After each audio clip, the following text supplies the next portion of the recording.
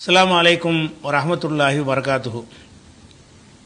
அன்பிற்குரிய சகோதர சகோதரிகளே, திருக்குர்ஆனில் இலக்கிய நயம் என்ற இந்த தொடர் உரையில் 24வது நாளில் நாம் அமர்ந்திருக்கிறோம்.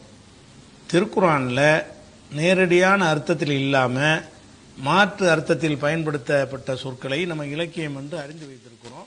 அதுபோல உதாரணங்கள் மூலமாக ஒரு செய்தியை சொல்வதும் இலக்கியத்தில் ஒரு வகை தான்.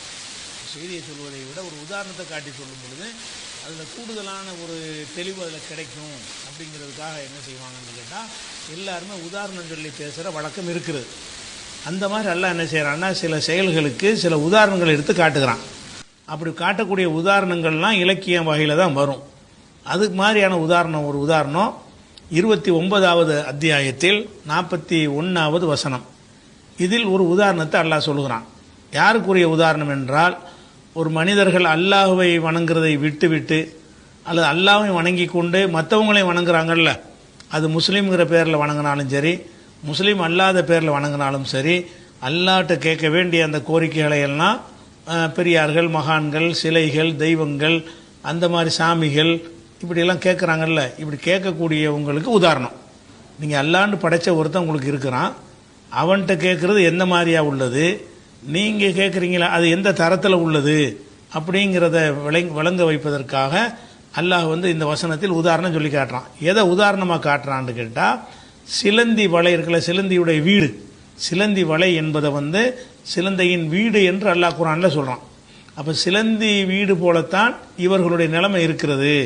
சிலந்தி வீடை எதுக்கு உதாரணம் காட்டுறான்னு கேட்டால், சிலந்தி என்பது தான் வசிப்பதற்காக ஒரு வலையை பின்னி கொள்கிறது. ஆனால் வசிப்பதற்காக பின்னக்கூடிய வீடு என்பது எப்படி இருக்கணும்னு கேட்டால், வசிப்பதற்கு ஏற்ற மாதிரி இருக்கணுமா இல்லையா? ஒரு சில பறவைகள் கூடு கட்டும், அந்த கூட்டில் அது வசிக்கும், அதில் போய் இருக்கும், அது வெயிலிருந்து மழையிலிருந்து பாதுகாக்கும். குறைஞ்சபட்சம் அந்த முட்டையை வச்சு அடகாக்கிறதுக்காக வேண்டியாவது அந்த கூடு என்ன செய்யும், உதவும். ஏதாவது ஒரு வகையில் அது வசிப்பதற்கு உரிய ஏற்றதாக இருக்கும். ஆனால் சிலந்தி என்ன செய்யுதுன்னு கேட்டால், அது தான் வசிப்பதற்கு வலை மாதிரி பின்னி கொள்கிறது, பின்னி கொண்டு அதில் தான் வசிக்கிறது. அது ஒதுங்கிறதுக்குன்னு தனியாக ஒரு இடமெல்லாம் கிடையாது. அப்போ அதில் சிலந்தி வலையில் சிலந்தி இருக்குது, நம்ம பார்த்தா தெரியுது, கண்ணு கூட மறைய முடியல, அடுத்தவங்களுடைய கண்கள்லேருந்து மறைய முடியலை. ஒரு வீடு எப்படி இருக்கணும், முதல்ல ப்ரைவசியாக இருக்கணும், அடுத்தவங்கள்ட்ட இருந்து பார்வையிலேருந்து மறையக்கூடியதாக இருக்கணும். அது சிலந்தியுடைய வீட்டுக்கு இருக்கான்னா இல்லை.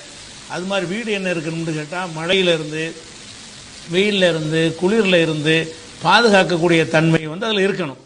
நம்ம வீடு இருக்கிறோம்னா மழை பெஞ்சால் நம்மளை காப்பாற்றுதா இல்லையா, வெயில் அடித்தா அதுலேருந்து காப்பாற்றுகிறது, அந்த மாதிரி வீடு இருக்கணும். சிலந்தியுடைய வலையில் மழை பெஞ்சாலும் அது மேலே தான் விழுவும், வெயில் அடித்தாலும் அதில் தான் விழுவும். அப்போ வெயிலில் இருந்து மழையிலேருந்து பாதுகாக்க செய்யாது, மக்களுடைய பார்வையிலேருந்து கூட அதை காப்பாற்றாது.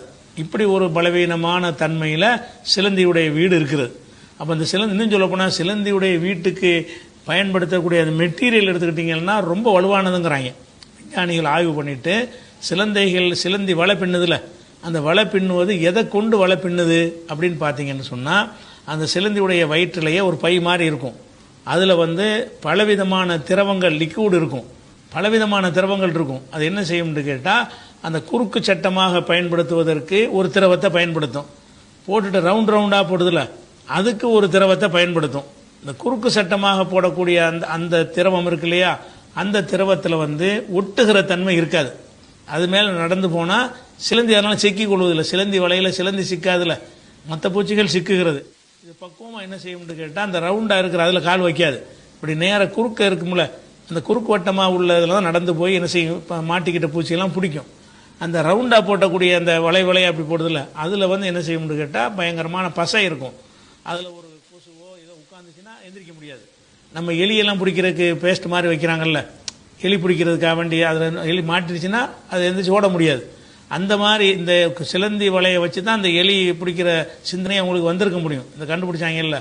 அப்போ சிலந்தி வலை என்ன செய்யுதுன்னு கேட்டால், அது எந்த ஒரு பிராணிய கொசுவோ, அது சின்ன சின்ன உயிரினங்கள், ஜீவன்கள் பறந்து வந்துச்சுன்னு சொன்னால், ஈசல், தும்பி, அந்த கொசு, இந்த மாதிரி விஷயங்கள்லாம் பிடிச்சி சாப்பிடும். அது சாப்பிடுவதற்கு என்ன செஞ்சுருக்கு, அந்த வலையை விரித்து வச்சுருக்குது.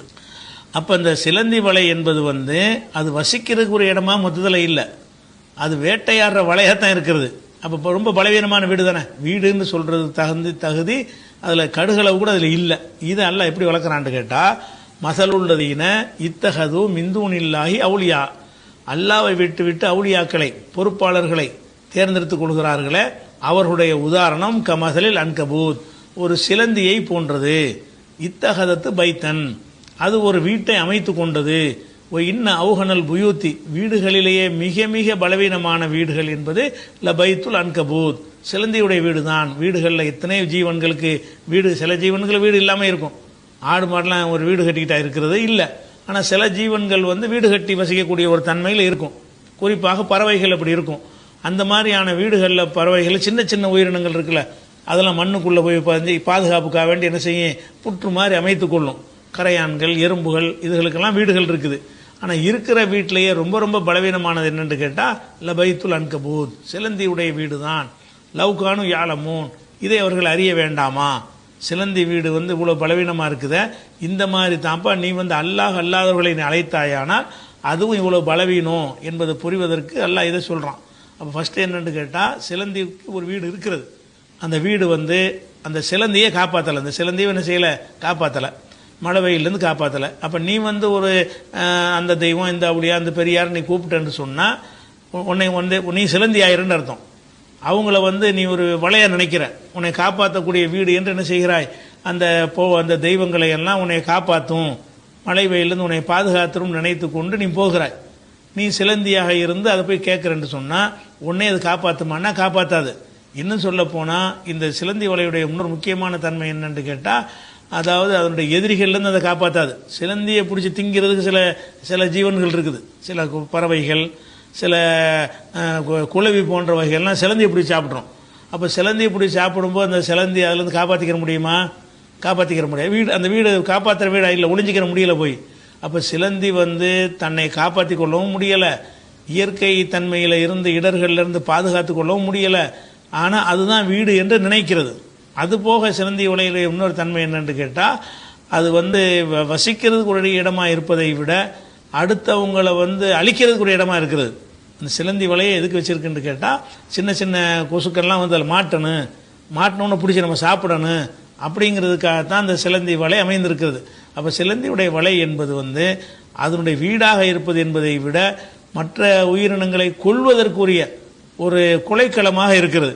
அந்த மாதிரி தான் இந்த தர்காக்கள், இந்த மாதிரி பல வழிபாட்டு தலங்கள் எல்லாம் நம்மளை கொன்றொழிக்கிற ஒரு தலமாக இருக்கிறது. நம்மளை இழுக்கு கூப்பிடுது, பசையை வச்சு சிலந்தி எப்படி பசையை தடவி வைத்து நம்மளை கூப்பிடுகிறதோ அந்த மாதிரி என்ன செய்யணும், அந்த வழிபாட்டு தலங்கள்ல எல்லாம் நம்ம ஈர்க்கக்கூடிய அந்த பசைகளை தடவி வச்சிருப்பாங்க. அது ஆடல் பாடல் கூத்து கும்மாளம் எல்லாம் போடுறாங்கல்ல, அந்த மாதிரி வழிபாட்டு தலத்துக்கெல்லாம் நீங்கள் போனீங்கன்னு சொன்னால் உங்களை ஈர்க்கக்கூடிய பல விஷயங்கள் அதில் இருக்கும். அதுக்கு போய் வச்சீங்கன்னா வசமாக மாட்டிக்கிடுவீங்க. அந்த மாதிரி ஒரு தன்மை இருக்குதுங்கிறனால தான் அல்லாஹ் சிலந்தி வலையை உதாரணம் காட்டுறான். இன்னும் சொல்ல போனால் அது பலவீனமாக இருக்குதுல்ல, அது பலவீனமாக இருக்கிறதுல கூட ஒரு ஆச்சரியம் என்னன்னு கேட்டால், அது பின்னுவதற்கு பயன்படுத்துகிற அந்த நூல் மாதிரி போடுதில்ல, அது அதனுடைய வலிமை எவ்வளோ உண்டு கேட்டால் இரும்பை விட 5 மடங்குங்க.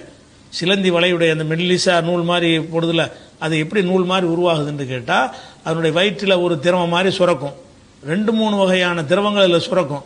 அது என்ன செய்யும்னு கேட்டால், அந்த திரவத்தை எடுத்து கொண்டு அப்படியே குறுக்க நடக்குமா, திரவத்தை அப்படியே போட்டுக்கிட்டே போகும். ரொம்ப மெல்லிசா, அது இரும்பை கூட அவ்வளோ சின்னது ஆக்க முடியாது. அவ்வளோ மெல்லிசான முறையில் அப்படி நடந்து போகும் பொழுது காற்று பட்டவுன்னு அந்த திரவம் இறுகிரும். காற்று பட்டவுன்னு இறுகி நூல் மாதிரி ஒரு தன்மைக்கு வந்துடும். அப்படி உள்ள திரவம் இந்த குறுக்காக போடுதில்ல, அந்த திரவத்துடைய தன்மை. குறுக்க போட்டு முடிச்சுட்டு இப்போ ரவுண்டாக வள மாதிரி அப்புறம் அமைக்கும். அந்த திரவம் வேற. இப்படி குறுக்க போடக்கூடிய திரவங்கிறது வேற, அது உடனே காஞ்சி போயிடும், அதில் ஒட்டுகிற தன்மை இருக்காது. இப்படி சுற்றி சுற்றி போடுதில்ல வள மாதிரி, அந்த திரவத்தை எடுத்துக்கிட்டீங்கன்னு சொன்னால் அது திரவமாக ஒரு நூல் மாதிரியும் ஆயிடுது, காஞ்சியும் போயிடுது. ஆனால் அதில் சின்ன பிராணிகள், சின்ன உயிரினங்கள் உட்கார்ந்தா எந்திரிக்க முடியாது, பிடிச்சிக்கிற முடியாது. அதில் இழுக்கக்கூடிய பசை மாதிரியான ஒரு தன்மை அதில் இருக்கும். அப்போ ஒரே சிலந்தியில் தான் இப்படி ஒரு திரவமும் வருகிறது. அந்த செக்ஷனை முடிச்சுட்டு என்ன செய்யணும்னா, இப்போ ரவுண்டு போடுறதுக்கு ஒரு திரவம் வேறு திரவத்தை எடுத்துக்கிட்டு வரும். எடுத்துக்கொண்டு என்ன செய்யணும்னா, அந்த திரவத்தை அப்படியே சுற்றிக்கிட்டு நடந்து தான் வரும். நடந்து வரும்போது என்னவாயிரும்னா, அந்த திரவத்தை சுரந்துக்கிட்டே வருமா, அது ஒரு சேஃபாக அது உண்டாகி போயிடும். அதில் போய் மாட்டி தான் உயிரினங்கள்லாம் அழிகிறது. அப்போ அந்த மாதிரி அதுபோல் அதனுடைய கணத்தை என்ன சொல்கிறாங்கன்னு கேட்டால், அந்த இரும்பு இருக்குல்ல, இரும்பை அவ்வளோ மெல்லிசம் உங்களுக்கு ஆக்க முடியாது. இரும்பு ஒரு அளவுக்கு மேலே ஆக்கினா உடஞ்சி போயிடும். சிலந்தியுடைய வலை என்பது இருக்குல்ல, நம்ம முடி இருக்குல்ல, அதை விட மெல்லிசாக தான் இருக்கும். சிலந்தி வலையுடைய அதில் பின்னி இருக்கிற நூல் மாதிரி தெரியுது, அவ்வளோ மெல்லிஸாக இருக்கும். அவ்வளோ மெல்லிஸாக உங்களுக்கு இரும்பை கூட உண்டாக்க முடியாது, அவ்வளோ உடைஞ்சு போயிடும் இரும்பை. தங்கத்தை வேணால் எவ்வளோ மெல்லிஸாக வேணாலும் செய்யலாம். அப்போ இரும்பில் வந்து நீங்கள் அவ்வளோ மெல்லிஸாக நீங்கள் ஒரு இரும்பு எடுத்தீங்கன்னு சொன்னால் அந்த இரும்பை விட இது 5 மடங்கு வலிமையானது. அவ்வளோ மெல்லிஸானது சிலந்தியுடைய வலை இருக்குது. அந்த வலையுடைய வலிமை எப்படிப்பட்டதுன்னு சொன்னால் இரும்பை அந்த மாதிரி வந்து மெல்லிஸாக்கி நீங்கள் அந்த வலை பின்னுனா கூட அதை விட இது 5 மடங்கு கூடுதலாக இருக்கும். இரும்பில் கட்டுறது அவ்வளோ பலவீனமாக இருக்கும், அவ்வளோ மெல்லிசா போட்டிங்கன்னா. அப்போ இவ்வளோ வலிமையான ஒரு நூல் அது சுரந்தும் கூட அது பாதுகாப்பு இல்லாமல் இருக்கணும். வைங்க பார்த்தா நான் வலிமையானதை கொண்டு தான் எல்லாம் செய்யப்படுது. தர்காவெலாம் பெரிய பெரிய வலிமையாக தானே கட்டுறாங்க. அது மாதிரி இப்போ வலிமையானதை கொண்டு நீங்கள் கட்டப்பட்டு இருந்தாலும் தங்கத்திலேயே நீங்கள் சிலை மாதிரி செஞ்சு வச்சுருந்தாலும் அதனுடைய தன்மை என்னவா இருக்குன்னு கேட்டால் பலவீனமாக இருக்குது. அந்த வீடுன்ற ஒரு அம்சத்தை வச்சு பார்க்கும் பொழுது எந்த ஒரு நன்மையும் அதில் கிடையாதுங்கிறதுக்காக தான் எல்லாம் என்ன செய்கிறான்னு கேட்டால் இது ரொம்ப ஒரு பலவீனமானது, வீடுங்கிறதை தாண்டி அது பலவீனமாக இருக்குது. அதே நேரத்தில் இந்த சிலந்தி வந்து சிக்க வைப்பதற்காக வலையை பின்னுதில் அதில் சிலந்தி வந்து சிக்காது. அந்த பசை மாதிரி ஒரு தன்மை இருக்குன்னு சொன்னால் அந்த பசையில் சிலந்தியும் ஒட்டிக்கிறணுமா இல்லையா? ஒட்டிக்கிறாது. ஏன்னு கேட்டால் அது வந்து அது அந்த குறுக்காக போடக்கூடிய அந்த வலை இருக்குல்ல அதில் தான் அந்த சிலந்தி நடக்கும். இந்த இப்படி ரவுண்டாக போடுதில்ல அந்த வலையில் நடக்காது, அதெல்லாம் ஒட்டக்கூடிய தன்மை இருக்குது. அவ்வளவு நுணுக்கமாக அந்த திறமையோடு அந்த சிலந்திகள் வேலை செஞ்சால் கூட என்ன செய்யுதுன்னு கேட்டால் அந்த பறவைகளை வேட்டையாடத்தான், அந்த சின்ன சின்ன உயிரினங்களை வேட்டையாடுவதற்கு தான் அந்த சிலந்தி வந்து அந்த வலையை பயன்படுத்துவதை தவிர அது வசிப்பதற்கு அதை பாதுகாப்பதற்கு பயன்படுத்தவில்லை. இந்த மாதிரி தான் உங்களுடைய அல்லாஹ்வை தவிர நீங்கள் யாரை அழைச்சிங்கன்னு சொன்னால் உங்களுக்கு அந்த மாதிரி ஒரு நிலை தான் வருங்கிறத விளங்கிக்கணும். அதுபோக இந்த இடத்துல என்ன செய்கிறாங்கன்னா சில பேர் சில இணையதளங்களில் இந்த சிலந்தி வலையை பற்றி பேசும் பொழுது அது வந்து ஒரு அதிசயமான ஒரு விஷயம் இதில் அடங்கி இருக்குன்னு சொல்லி ஒரு இலக்கண ரீதியாக ஒரு விஷயத்தை சொல்லுவாங்க. அது பிழையானது, அதையும் நம்ம தெரிஞ்சு வச்சுக்கணும். ஏன்னா நிறைய நீங்கள் தேடி பார்த்தீங்கன்னா இந்த செய்தி உங்களுக்கு கிடைக்கும். என்ன கிடைக்கும்னு கேட்டால் சிலந்திகளில் இந்த வலையை பின்னக்கூடியதெல்லாம் இருக்குல்ல, வீடு கட்டக்கூடியதெல்லாம் பெண் சிலந்தி தான் கட்டுமா. ஆண் சிலந்தி போய் சேர்ந்து உட்காந்துக்கிறமே தவிர இந்த வலையை பின்னக்கூடிய ஒரு தன்மை வந்து பெண் சிலந்திகள் தான் இருக்குன்னு இப்போ கண்டுபிடிச்சிருக்கிறாங்களாம். அதை வச்சு சில ஆளுக்கு என்ன செய்கிறாங்கன்னு கேட்டால் குர்ஆனில் வந்து இந்த இடத்துல வந்து சில சிலந்தியை சொல்லும் பொழுது இத்தஹதத்து என்று பெண்பாலை சொல்லுது. இத்தஹத அப்படின்னு சொன்னால் அது வந்து ஆண்பால், இத்தஹதத் என்று தேயை சேர்த்துட்டோம்னு சொன்னால் அது பெண்பால். அப்போ அரபியில் பொறுத்த வரைக்கும் இந்த பெண்பாலாக சிலதை யூஸ் பண்ணுவாங்க. இந்த சிலந்திக்கு எல்லாம் என்ன வார்த்தையை போடுறான்னு கேட்டால் பெண்பாலான வார்த்தையை போடுறான். சிலந்தி வந்து இத்தஹதத்து அவள் அமைத்து கொண்டாள் அந்த மாதிரி அர்த்தத்தில். இத்தஹதத்துனா பெண்பால் வினை சொல் வருது. அதுக்கு டைரக்ட் அர்த்தம் செய்ததாக இருந்தால் அவன் அமைத்து கொண்டான்னு இல்லாமல் அவள் அமைத்து கொண்டாள்ன்றது பெண்பாலுக்குரிய சொல்லு வந்து பயன்படுத்தப்பட்டிருக்கிறது. இதை வைத்து சில பேர் என்ன செய்கிறாங்கன்னு கேட்டால் பாருங்கள், பெண் சிலந்தி தான் வீடுகள்லாம் கட்டுகிறது, அல்லாஹ் என்ன செய்கிறான்னு கேட்டால் பெண் சிலந்திக்கு வந்து காட்டுற மாதிரி இத்தஹதத்து என்று பெண்பாலாக பயன்படுத்தி இருக்கிறான் அப்படிங்கிற சிலந்தியை பற்றி நீங்கள் ஆய்வு செஞ்சு தேடினீங்கன்னு சொன்னால் இஸ்லாமியர்களுடைய இணையதளங்களில் இந்த ஒரு வாதத்தை எழுத்து வச்சுருப்பாங்க. முஸ்லீம்களுடைய இணையதளங்களில் பாருங்கள், அந்த பெண்பால் வார்த்தையை எல்லாம் போட்டு இத்தஹத என்று போடாமல் இத்தஹதத் என்று பெண்பாலை சொல்லுகிறான். பெண்பாலை சொல்வதிலிருந்து என்ன விளங்குதுன்னு கேட்டால் பெண் சிலந்தி தான் அந்த கூட்டை கட்டுகிறது என்ற உண்மையும் அல்லாஹ் இதில் சொல்லுகிறான் அப்படின்னு ஒரு இதை வந்து ஒரு செய்தியை போட்டிருக்கிறாங்க. ஆனால் இது வந்து சிந்திக்கிற மக்கள்கிட்ட இது எடுபடாது. பாமர மக்கள் பார்க்கும்பொழுது என்ன செய்வாங்கன்னு கேட்டால் ஆகா பெருமாண்டம்பாங்க. நம்ம சொல்கிறது வந்து உண்மையின் அடிப்படையில் அமைக்கப்பட்ட வாதங்களாக இருக்கணும். இதில் எதனால் செய்கிறாங்கன்னா அரபு மொழியை பற்றின ஒரு அறிவு இல்லாத காரணத்தினால இதை வைத்து கொண்டு அப்படி வாதிடுகிறார்கள். அரபு மொழியை பொறுத்த வரைக்கும் ஒரு விஷயத்தை விளங்கிக்கிறணும். சில பொருள்களை வந்து ஆண்பாலை பயன்படுத்துவாங்க. இப்போ தமிழில் இருக்குன்னு வைங்களேன், தமிழில் நம்ம 3 வச்சுருக்கிறோம். ஆம்பளையை சொல்வதற்கு வந்தான் போனான் அவன் இவன் இப்படின்னு நம்ம சொல்லுவோம். பொம்பளையை சொல்வதற்கு வந்தால் போனால் அவள் இவள் என்று நம்ம பயன்படுத்துவோம். இது மனிதனில். மனிதன் இல்லாததை பற்றி பேசுகிறதா இருந்தால் அவன்னு சொல்ல மாட்டோம், அவள்னு சொல்ல மாட்டோம், அதுன்னு தான் சொல்லுவோம். ஆடு வந்தது, மாடு செத்தது, வந்தது போனதுன்னு சொல்லி அகரிணைக்கு நம்ம என்ன செய்வோம்னு கேட்டால் அது இதுங்கிறத நம்ம என்ன செய்வோம்னு பயன்படுத்துவோம். அப்போ தமிழில் வந்து 3 வகை இருக்குது. என்ன இருக்குது? உயர்திணையில் வந்து ஆண்பால் பெண்பாலுக்கு தனி வார்த்தை இருக்குது. அது மனிதனை குறிப்பதற்கு அவன் அவள் வந்தான் போனான் ஆம்பளைக்கு, அவள் வந்தால் போனால்ங்கிறது பொம்பளைக்கு. அது இல்லாத மற்ற ஜீவன்களாக இருந்தால், ஆடாக இருந்தாலும் மாடாக இருந்தாலும் அதுக்கு நம்ம என்ன பயன்படுத்துவோம் என்று கேட்டால், ஆடு வந்தது மாடு வந்ததுன்னு பயன்படுத்துவோம்ல. இது தமிழில் உள்ள ஒரு முறை. ஆனால் அரபியில் இந்த அது இதுங்கிறது கிடையாது. அரபியில் இருக்கிறது என்னன்னு கேட்டால், ஒன்று அவன்ட்டு சொல்லணும், இல்லாட்டி அவள்னு சொல்லணும். கழுதையை சொன்னாலும் குதிரையை சொன்னாலும் சரி, அதை என்ன செய்ய முடியாது, கழுதை செத்ததுன்னு சொல்ல முடியாது. கழுதை செத்ததுன்னு சொல்கிறாங்க, அந்த கழுதை செத்தான் அப்படி தான் சொல்லணும். ஆடு செத்தாள் அப்படின்னு சொல்லி எதை ஆணாக அவங்க பயன்படுத்துகிறாங்களோ அதுக்குரியதுக்கு ஆண் வினை சொல்ல போடணும். எதை பெண்ணாக பயன்படுத்துகிறாங்களோ அதுக்கு பெண் வினை சொல்ல போடணும். அரபியில் இப்படி ஒவ்வொரு வகைக்கும் ஒரு ஒரு ஆண்பால் பெண்பால்னு வச்சிருக்கிறாங்க. அதில் உதாரணமாக ஆடுன்னு வைங்களேன், ஆடு செத்ததுன்னு சொல்கிறோம்ல, அது அரபியில் ஆடு செத்தான் என்று தான் சொல்லணும். இந்த ஆடுங்கிறதுக்கு ஆடு செத்து போச்சுன்னு வைங்களேன், செத்ததுன்ற ஒரு சொல் அரபியில் கிடையாது. இருக்கிற ரெண்டு தான் இருக்குது. ஒன்று இன் போட்டு சொல்லு, இல்லை இல் போட்டு சொல்லு, ரெண்டு தான் இருக்கே தவிர நடுவில் இந்த அகரணைக்கு தனியாக தமிழில் வச்சிருக்கிறோம்ல, அந்த மாதிரியான அந்த மூன்றாவது விஷயம் தமிழில் கிடையாது, அரபியில் கிடையாது. அப்படிங்கும்போது ஆடு செத்தது அப்படின்னு சொல்லுவார்களே, ஆனால் அது ஆடு செத்தான் என்று அரபியில் ஆண்பாலா சொன்னாங்கன்னு சொன்னால் கிடான்னு அர்த்தம் கிடையாது. அதை பெட்டாடு செத்தால் அப்படி தான் சொல்லுவாங்க, கிடா செத்தாலும் அப்படி தான் சொல்லுவாங்க. அது ஆடுங்கிறதை ஆண்பால்னு ஆக்கிட்டாங்கன்னு சொன்னால் ஆண் ஆடுக்கும் அதே தான், பெண் ஆட்டுக்கும் அதே தான். நல்லா விளங்கிக்கணும். ஆடு என்பது ஆண்பால்னு வச்சுக்கிறங்க. ஆண்பால்னா என்ன அர்த்தம், வந்தான் போனான் செத்தான்னு சொல்லணும். செத்தான்னு சொல்கிறது இருக்குல்ல, அது ஆண் ஆட்டுக்கு மட்டும் சொல்ல மாட்டாங்க, பெண் ஆட்டுக்கு சொல்லுவாங்க. ஆடுங்கிறது ஆண்பால், அவ்வளோதான். ஆடுங்கிற சொல்லு அரபியில் ஆண்பால். இப்போ சூரியன் சந்திரன் இருக்குது. சூரியன் என்ன செய்வாங்கன்னு கேட்டால், சூரியன் உதித்தால் பெண்பாலை தான் சொல்லுவாங்க அரபியில். சந்திரனை ஆண்பாலை சொல்லுவாங்க, சந்திரன் உதித்தான். சந்திரனுக்கு என்ன செய்வாங்கன்னா தல அல் கமரு, சூரியன் சந்திரன் உதித்தான். உதித்ததுன்னு ஒரு சொல்லு இல்லை, இல்லை உதித்ததுன்னு ஒரு சொல்லு இல்லாததுனால என்ன சொல்லுவாங்க, சந்திரன் உதித்தான். அப்போ சந்திரன் என்ற வர இடத்துல நீ ஆண்பாலை தான் யூஸ் பண்ணணும்.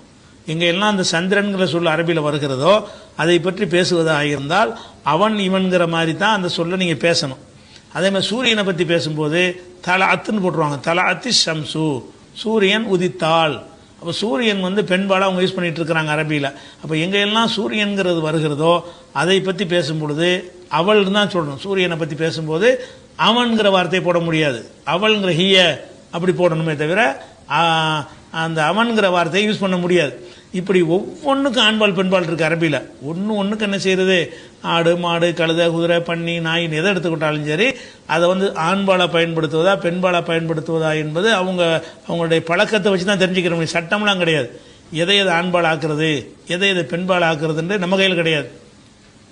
அந்த அரபு மொழி பேசக்கூடியவர்கள் எதை ஆண்பால் என்று அவங்க பயன்படுத்துகிறாங்களோ நம்மளும் ஆண்பாலாக யூஸ் பண்ணணும். எதை பெண்பால் என்று பயன்படுத்துகிறார்களோ அதை பெண்பாலாக யூஸ் பண்ணணும். அந்த மாதிரி வகையில் இந்த இடத்துல அன்கபூத்துங்கிறது சிலந்திக்கு உள்ள சொல்ல அன்கபூத்.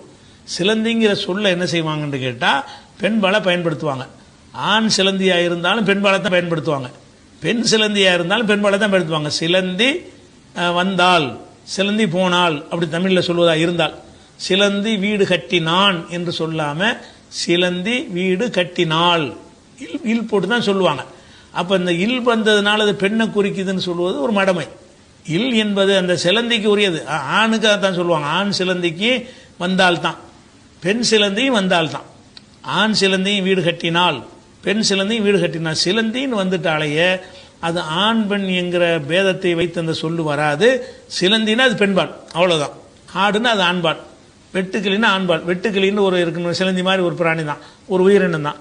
அந்த வெட்டுக்கிளி எப்படி செய்வாங்கன்னா ஆண்பாலாக சொல்லுவாங்க. அதாவது மாத்தல் ஜராது, வெட்டுக்கிளி செத்தது, செத்ததுன்னு தமிழில் மொழிபெயர்க்கிறோம். அரபியில் எப்படி இருக்குன்னா செத்தான்ட்டு தான் இருக்கும்.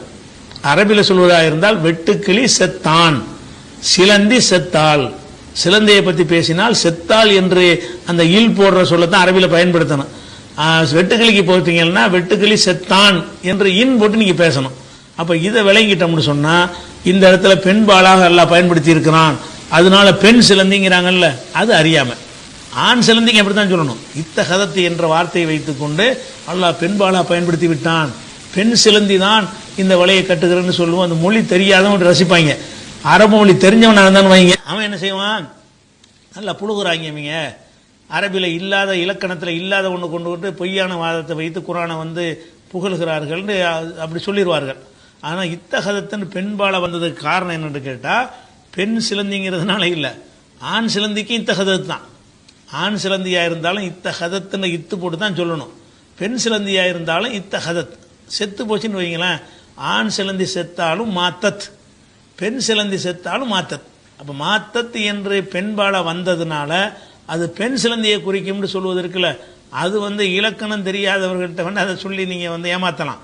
இலக்கணப்படி பார்க்குறவங்கள்ட்ட வந்து இது அந்த கருத்தையே சொல்லலையே, எது குரான் சொல்லாத ஒன்றை எதுக்கு குரானில் இருப்பதாக நீங்கள் பொய்யா திணிக்கிறேன்னு கேட்டுருவாங்க. அதனால சில ஆளுக்கு என்ன செய்கிறாங்கன்னா, இதை ஒரு விஞ்ஞானத்தை இஸ்லாம் சொல்லுகிறது. எப்படி இத்தகதத்துன்னு பெண்பால அல்லாஹ் பயன்படுத்தி விட்டான், அப்போ பெண் சிலந்தியை தான் இது குறிக்குதுங்கிறாங்க. அப்படி குறிக்காது. ஆண் சிலந்திக்கு அதே வார்த்தை தான். ஆண் சிலந்திக்கும் இத்தகதத்தான் சொல்லணும், பெண் சிலந்திக்கு இத்தகதத்தான் சொல்லணும். அதனால வந்து இந்த பெண் சிலந்தி தான் வீடு கட்டும் என்கிற ஒரு விஷயம் உண்மையாக இருந்தாலும் அதை குரான் சொல்லலை. குரான் சொன்னதை தான் குரான் சொல்லுதுன்னு சொல்லணும். குரான் சொல்லாத ஒன்றை வந்து குரான் சொல்லுதுன்னு சொல்வது வந்து அது வந்து ஒரு ஏமாற்றக்கூடிய ஒரு தன்மை. அப்படி இருக்கக்கூடாது. இஸ்லாமிய கருத்தை சொல்லும் பொழுது அந்த மாதிரி பொய்யான விஷயங்களை வச்சு நம்ம என்ன செய்யக்கூடாது, சொல்லக்கூடாது. அது ஒரு விஷயமாச்சா. இது இந்த சிலந்திக்கு உதாரணம் காட்டினான். அது மாதிரி உள்ள இலக்கியமாக பயன்படுத்தப்பட்ட இன்னும் சில விஷயங்கள் இருக்கிறது. என்னன்னு கேட்டால், குரானில் எடுத்துக்கிட்டிங்கன்னா ஏராளமான வசனங்களில் ஒரு வார்த்தையை நீங்கள் பார்ப்பீங்க, மலக்கத்து ஐமானுக்கும்ங்கிற வார்த்தை வரும்.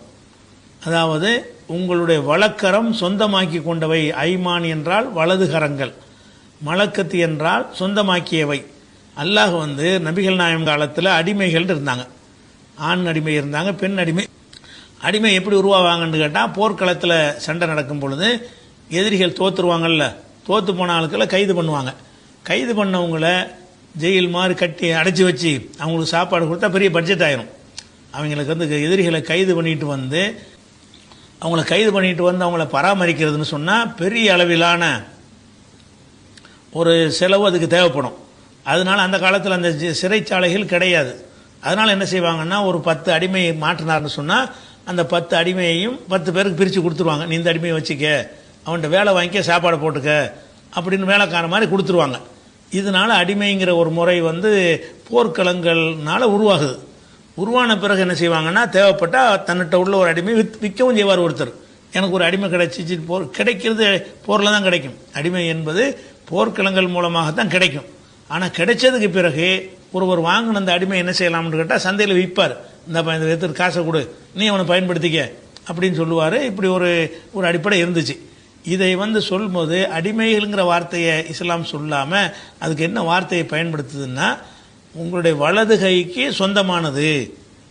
ரெண்டு விஷயங்கள் இருக்குது. வலது கை சொந்தமாக்கி கொண்டது இந்த வார்த்தை குரானில் வரும்போதெல்லாம் அடிமையை தான் குறிக்கும். உங்களுடைய வழக்கரம் சொந்தமாக்கி கொண்டவை. உங்களுக்கு ஒரு அடிமை இருந்தான்னு சொன்னால் அதுக்கு அல்லாஹ் என்ன வார்த்தையை பயன்படுத்துவான் என்று சொன்னால், உங்களுடைய வழக்கரம் சொந்தமாக்கி கொண்டவை. வழக்கரத்தை எதுக்கு சொல்கிறான்னு கேட்டால், ஒருவனை சொந்தமாக்குறதுக்கு வந்து அவனுடைய கைப்பிடியில் இருக்குன்னு சொல்வதற்கு இடது கையை விட வலது கை வந்து வலிமையானது. நான் ஒரு பொருளை இடது கையில் பிடிச்சேன்னு வைங்களேன், ஈஸியாக பறிச்சுட்டு போயிடுவீங்க. நான் வலது கையில் பிடிச்சேன்னா ஈஸியாக உங்களுக்கு பறிக்க முடியாது. வலது கையில் பிடிக்கும் பொழுது பிடி கொஞ்சம் கடுமையாக இருக்கும். இடது கையில் பிடிக்கும் பொழுது வித்தியாசமாக இடது கை பழக்கம் உள்ளவங்க இருப்பாங்க, அதை கழிச்சிடணும். அது விதிவிலக்கு. இடது கை பழக்கம் உள்ள ஆளுக்கு வந்து இடது கை வலுவாக இருக்கும். இடது கை பழக்கம் இல்லாதவங்களாக இருந்தாங்கன்னு சொன்னால் பெரும்பாலும் இடது கை வந்து வலிமை கம்மியாக இருக்கும், வலது கை வந்து வலிமை கூடவாக இருக்கும். சண்டை கிண்டைக்கெல்லாம் கடுமையான வேலைகள்லாம் வெட்டுறோம் எல்லாம் எதுக்கு பயன்படுத்துவோம்? ஒரு பொருளை வெட்டுறது, கோடாலி தூக்கி போடுறதுலாம் இடது கையில் வெட்டுவோம், வலது கையினால தான் வெட்டுவோம். ஒரு மரத்தை வெட்ட வேண்டி இருக்குது, கோடாலியை பிடிச்சி தூக்கி வலது கையினால தான் என்ன செய்வோம். ஒரு அறுக்க வேண்டி இருக்கிறது, வலது கையினால தான். இடது கையை துணைக்குவது நிற்குமே தவிர அந்த வலிமையான அழுத்தம் கொடுத்து செய்யக்கூடியதெல்லாம் வலது கையில் தான் இருக்கும். அப்போ வலது என்பது மனிதனுடைய 2 கையும் ஒரே மாதிரி தெரிஞ்சாலும் பெரிய வித்தியாசம் இருக்குது. அதனுடைய வலிமை, அதனுடைய பயன்பாடை பொறுத்த வரைக்கும் வலது கை வந்து அதிகமான பயன்பாடு உள்ளதாகவும் அதிகமான சக்தி உள்ளதாகவும் தான் மனிதனுக்கு படைக்கப்பட்டிருக்கிறது. அப்போ வந்து வலது கையில் உள்ளதுன்னு சொல்லும்போது அவனுக்கு உரிமையானது, அவனுக்கு சொந்தமானதுங்கிறது. இந்த அடிமை என்பவன் வந்து அவனுடைய வலது கை பிடியில் இருக்கிறான், தப்பிச்செல்லாம் போக முடியாது. இடது கை பிடியில் இருந்தானா ஓடி போயிடுவாங்கிற மாதிரியும் வலது கையினாலும் பிடிச்சி வச்சிருக்கிறான் அவன். வலது கையினால் ஒருத்தனை பிடிச்சி வச்சிருந்தோம் என்று சொன்னால் ஸ்ட்ராங்காக பிடிப்போம். வலது கையினால் பிடித்தல் என்பது கொஞ்சம் வலிமையாக அந்த பிடி இருக்கும். வலிமையாக பிடித்து வைத்திருக்கிறார்கள் என்பதை சொல்வதற்காகத்தான் அல்லாஹ் என்ன செய்யறான்னு கேட்டால் அந்த அடிமைகளை சொல்ற எல்லா இடத்துலையும் வழக்கரம் சொந்தமாக்கி கொண்டவை, உங்களுடைய வழக்கரங்களுக்கு சொந்தமானவை அப்படிங்கிறான். வழக்கரங்களுக்கு சொந்தம் உண்டான அவனுக்கு தான் சொந்தம். உண்மையில் வழக்கரம் என்று சொல்வது அவனைத்தான் குறிக்கிறது. யார் அடிமையை வச்சிருக்கிறானோ அவனுக்கு பேர் வழக்கரம்ன்றான்ல. யார் அடிமையாக இருக்கிறாங்களோ அவங்க அவனுடைய உடைமைன்னு நல்லா சொல்லி காட்டுறான். அது அவனுடைய உடைமைன்னு சொல்றதுக்கு பதிலாக வழக்கரத்துக்கு சொந்தமானதுங்கிற வார்த்தை எல்லாம் பயன்படுத்துகிறான். ஏன்னு கேட்டால் அவனுடைய வலிமையினால தான் அந்த அடிமையாக இருக்க. பிறப்பினாலும் அடிமை ஆகலை, இவன்கிட்ட வலிமை இருக்கிறதுனால, இவன் போரில் ஜெயிச்சதுனால அவன் அடிமையாக போயிட்டான் அப்படிங்கிற கருத்து வர்றதுனால இந்த வழக்கரம் சொந்தமாக்கி கொண்டதுங்கிற வார்த்தையை இஸ்லாம் மட்டும் பயன்படுத்தலை, அந்த சமூகமே என்ன செஞ்சாங்கன்னு கேட்டால் அடிமைகளுக்கு இந்த வார்த்தை தான் யூஸ் பண்ணுவாங்க. அது குர்ஆனில் என்ன செய்யறாங்க, ஏராளமான இடங்களில் வரும். வழக்கரம் சொந்தமாக்கி கொண்டதுன்னா ஒன்று அடிமை ஆண்களாக இருப்பாங்க, இல்லைன்னா அடிமை பெண்களாக இருப்பாங்க. அடிமை பெண்களாக இருந்தாலும் அந்த முதலாளிக்கு தான் உரிமை, அவங்க அடிமை ஆண்களாக இருந்தாலும் அந்த முதலாளிக்கு தான் உரிமை. அந்த முதலாளிக்கு உரிமை என்பதை சொல்வதற்கு அல்லாஹ் என்ன செய்கிறான்னு கேட்டால் உங்களுடைய வழக்கரங்களுக்கு சொந்தமானவை. வழக்கரங்களுக்கு சொந்தம்னா உங்களுக்கு சொந்தம்னு அர்த்தம். வழக்கரத்தை கொண்டு வலது கையை அல்லாஹ் நாடவில்லை. வலது கை என்பது அந்த அடிமை யார் வச்சிருக்கிறானோ அவனை தான் அல்லாஹ் வலது கைங்கிறான். உங்களுடைய வழக்கரம்னா நீங்கள்னு அர்த்தம். நீங்கள் சொந்தமாக்கி கொண்டவை என்று சொல்கிற இடத்துல எல்லாம் என்ன செய்யறான்னா வழக்கரத்தை சொல்கிறான். எதுக்கு வழக்கரத்தை சொல்கிறான்னு கேட்டால் நீங்கள் எதை கொண்டு சொந்தமாக்குனீங்கன்னு கேட்டால் உங்களுடைய வலிமையை கொண்டு தான் சொந்தமாக்குறீங்க. அவன் விற்பனை பொருள் கிடையாது. நீங்கள் உங்கள் கை ஓங்கி போச்சு, அவன் தோற்று போயிட்டான், அதனால உங்களுடைய பலத்தின் காரணமாகத்தான் அவன் உங்களுக்கு சொந்தமாக இருக்கிறான். ஒரு மனிதன் இன்னொரு மனிதனுக்கு சொந்தமாக முடியுமா? ஒரு ஆடு வளர்க்குறவன் சொந்தமாக்கி கொண்டவன்னு சொல்ல முடியாது.